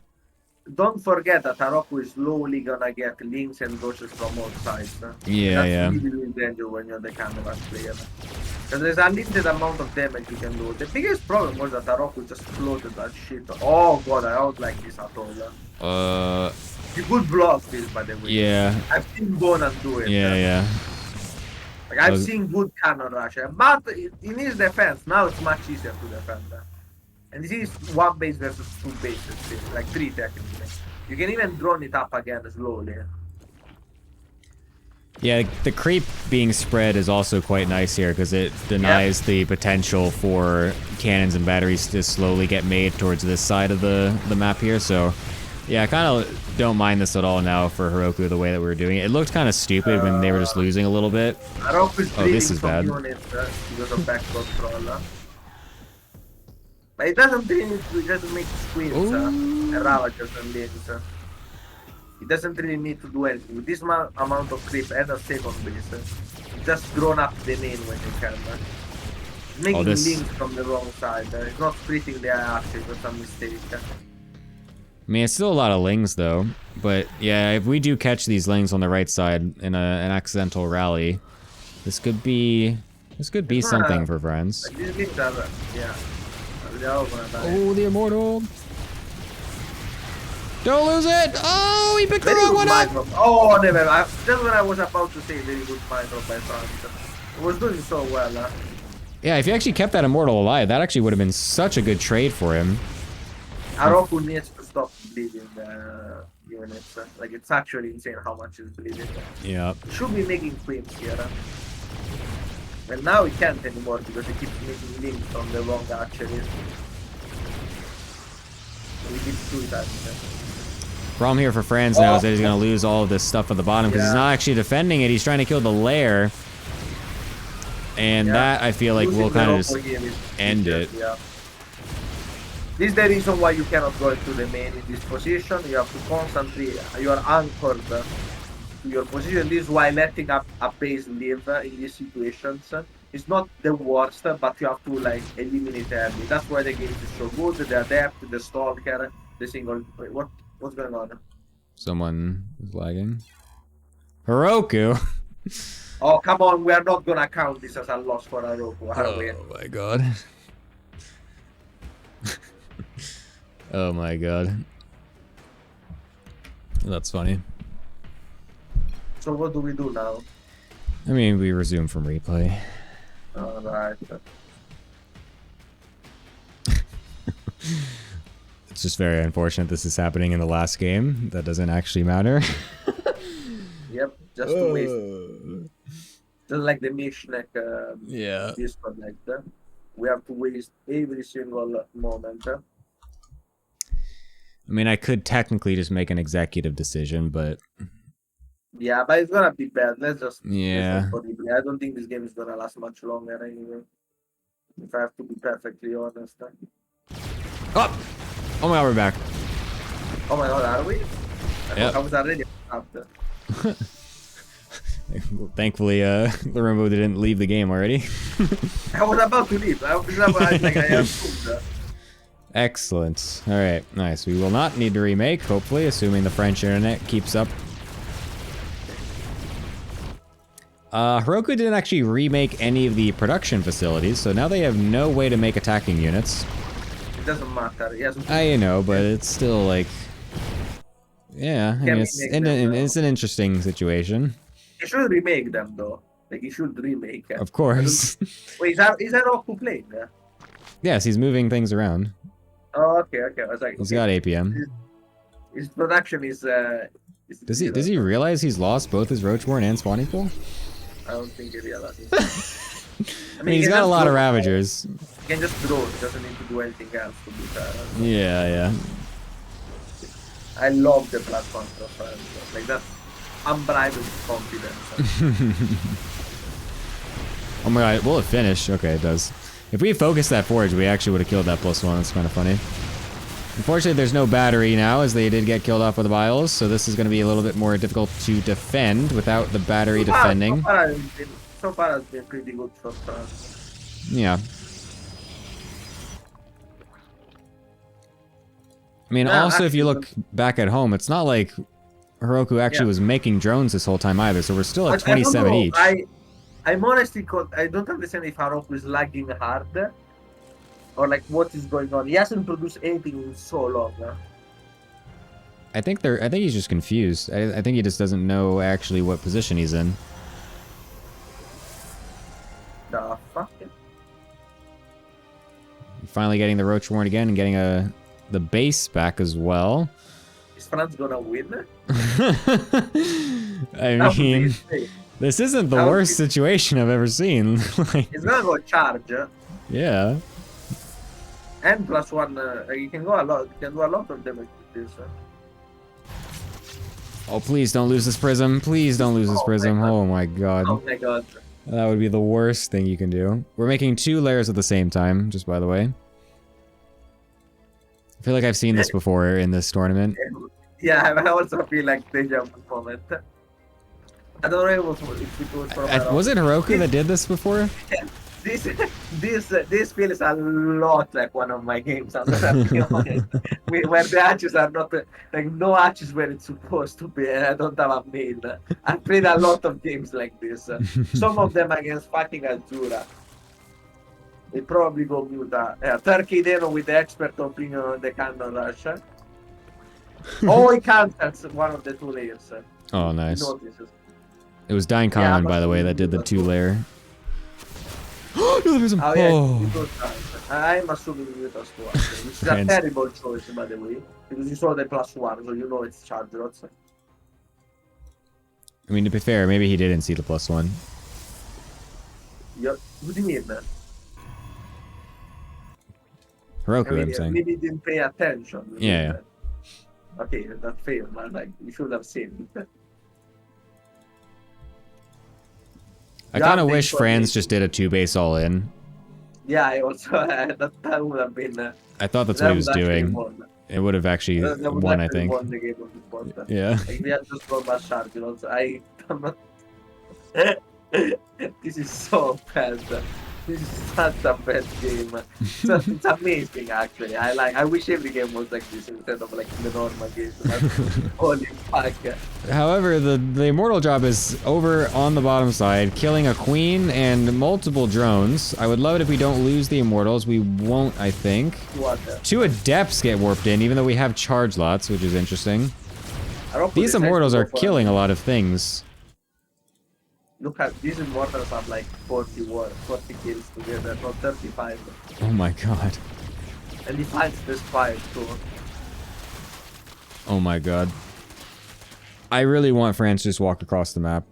Actually, no, I No, don't. he's never gonna win. No, you don't want that. Yeah, I don't want that. But the problem is that the mutas are gonna fuck him up. Like, he needs to go across the map. Yeah, I mean, of course, Araujo, fucking Araujo went for an insane play, like going mute from that position, and France went for an equally insane play, which was like expanding. Bro, he's going double Stargate as a response.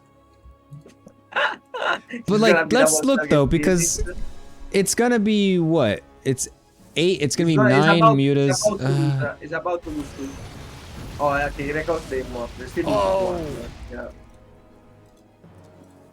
I mean, yeah. It's gonna be Phoenix. I just keep looking at the drone count, bro. It's like...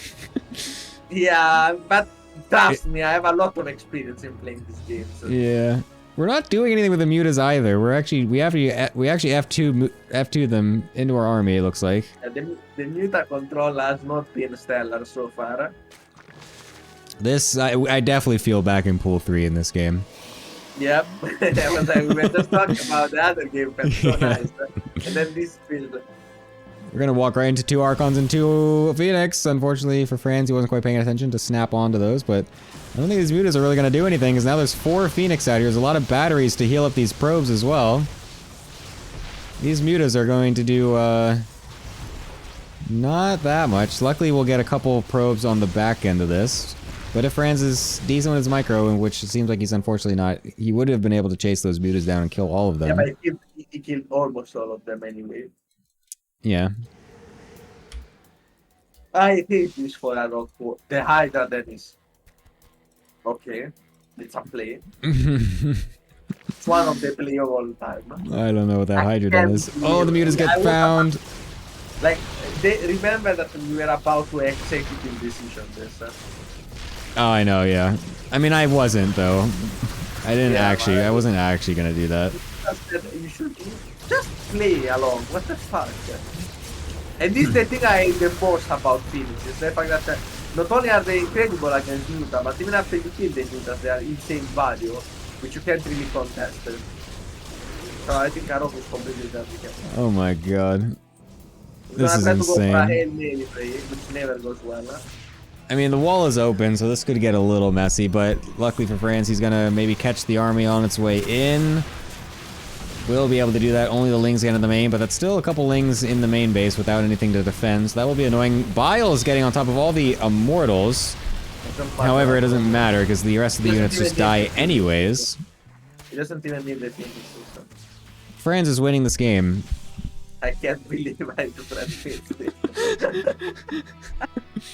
this is like Imagine if this was the first game that got us to, like, potentially fighting for an ace match in the second game. Oh Yeah. my god. why is this game still going? Yeah.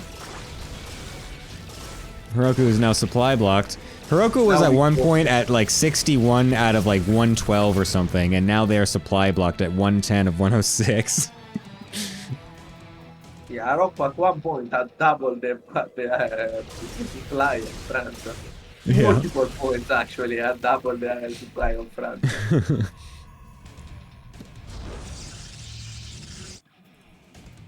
We're gonna have Storm as well soon. We're randomly getting Void Races. I think Fran just thought he was gonna get all in with Roaches or something. He was like, oh god, I need something. He just made Void Race.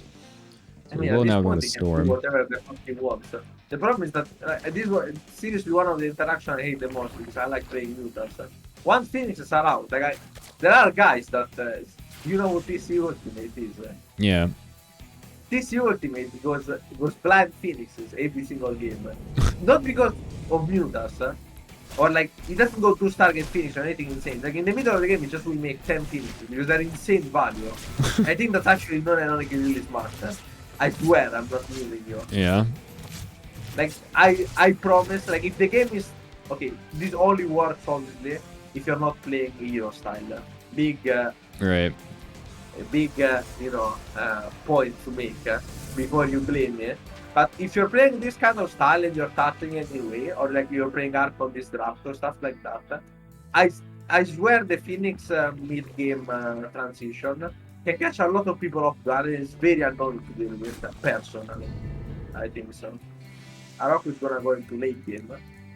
This is gonna be the brutal transition. It does have a spire this time. What's our bet on how much longer this game lasts? This is the game that we need this Are bet you in actually here. gonna bet on it? Sure. Okay, I'm gonna bet at least 10 more minutes. 10 more minutes. Yeah, that's why I want to give you some value, no? 10 Damn. minutes is a lot. He made Yeah. 8. Let's do 8. 8 minutes. Okay.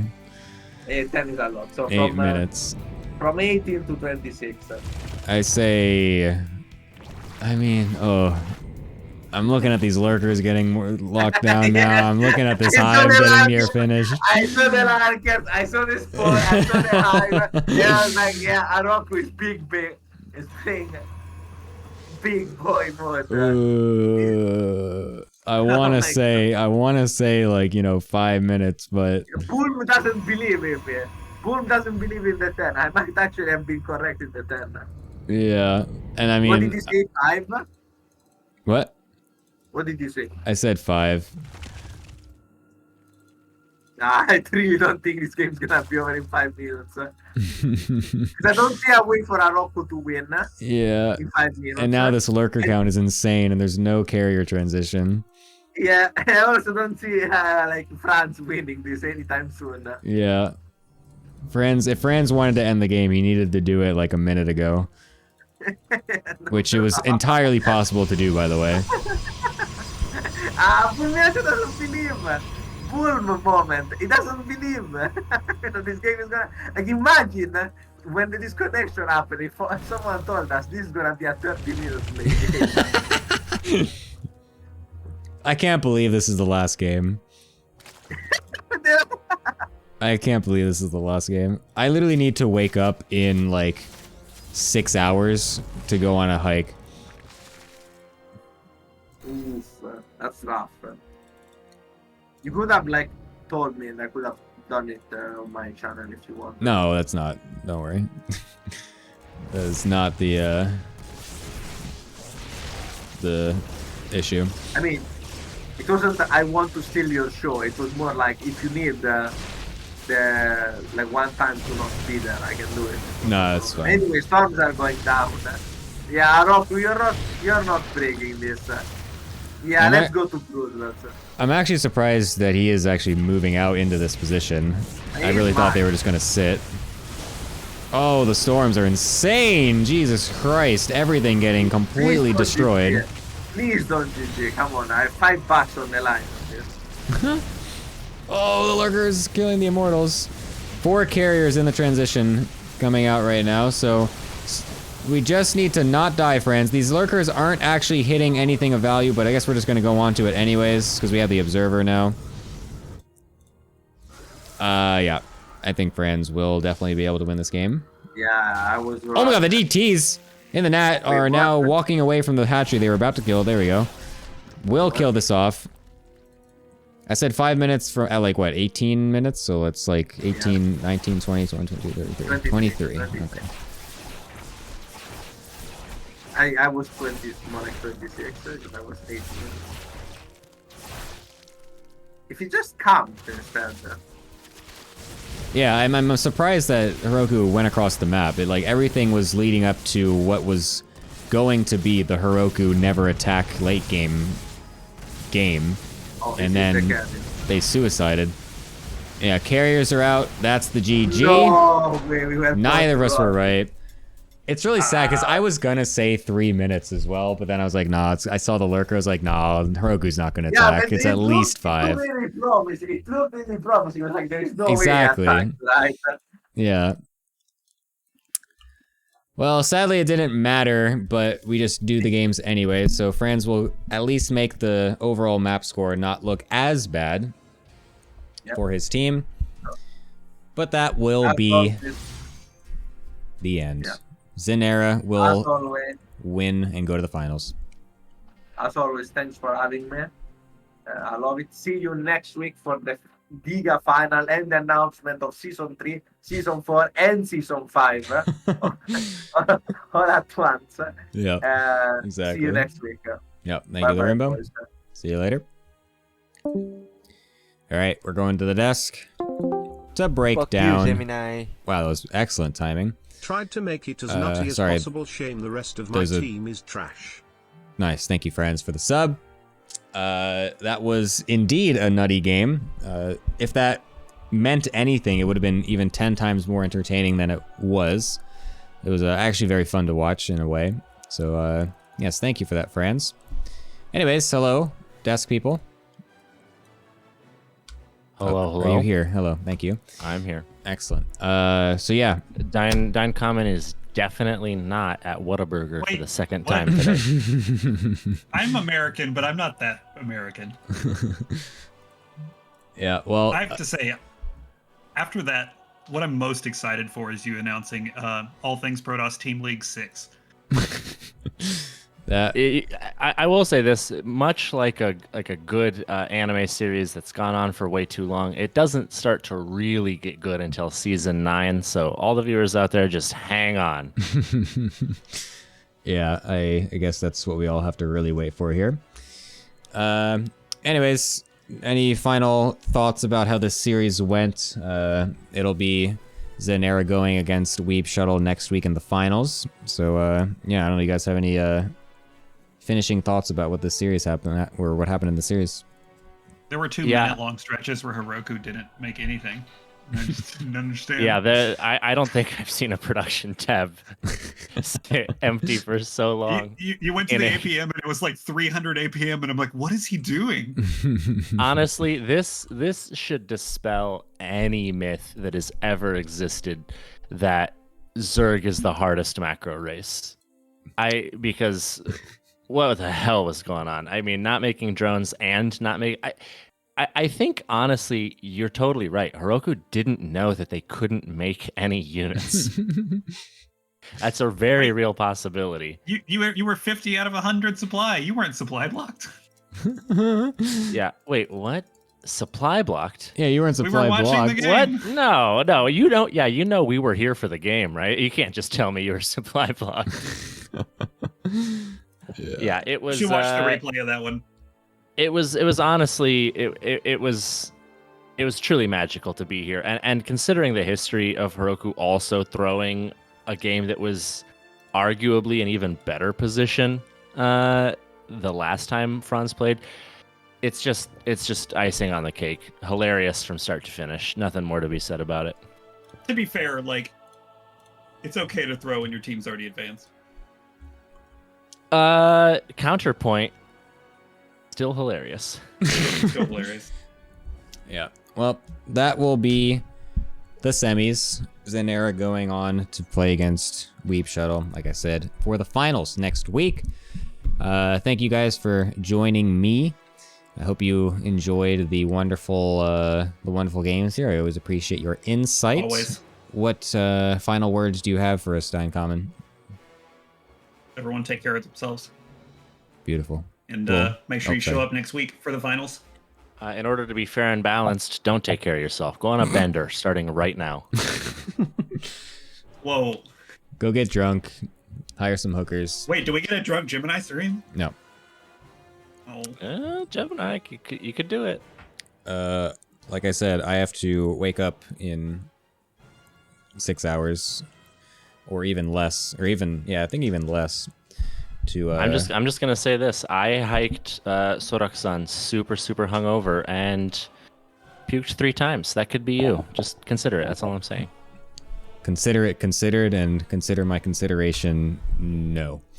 Anyways, thank you guys for joining, and I will see you guys next time if you decide to join for the desk or not. I don't care. I will see you in the chat probably anyway. So goodbye and thank you. Bye-bye. Bye. Bye. Excellent. That is that. I am wrapping this up because, like I said, I need to figure out when I'm waking up tomorrow morning so that way I can catch a train that takes 1 hour to get to a bus that will take about 3 or 4 hours to then go up a mountain for another 4 hours. So, thank you all for joining me. I hope you enjoyed. And I will see you next week at the same exact time for the epic finale, the epic conclusion of the All Things Protoss Team League with the XinEraJadeWings going against Galactic Pizza. Sorry. Against Weeb Shuttle. Jesus fucking Christ. Anyways, goodbye, and I'll see you next time.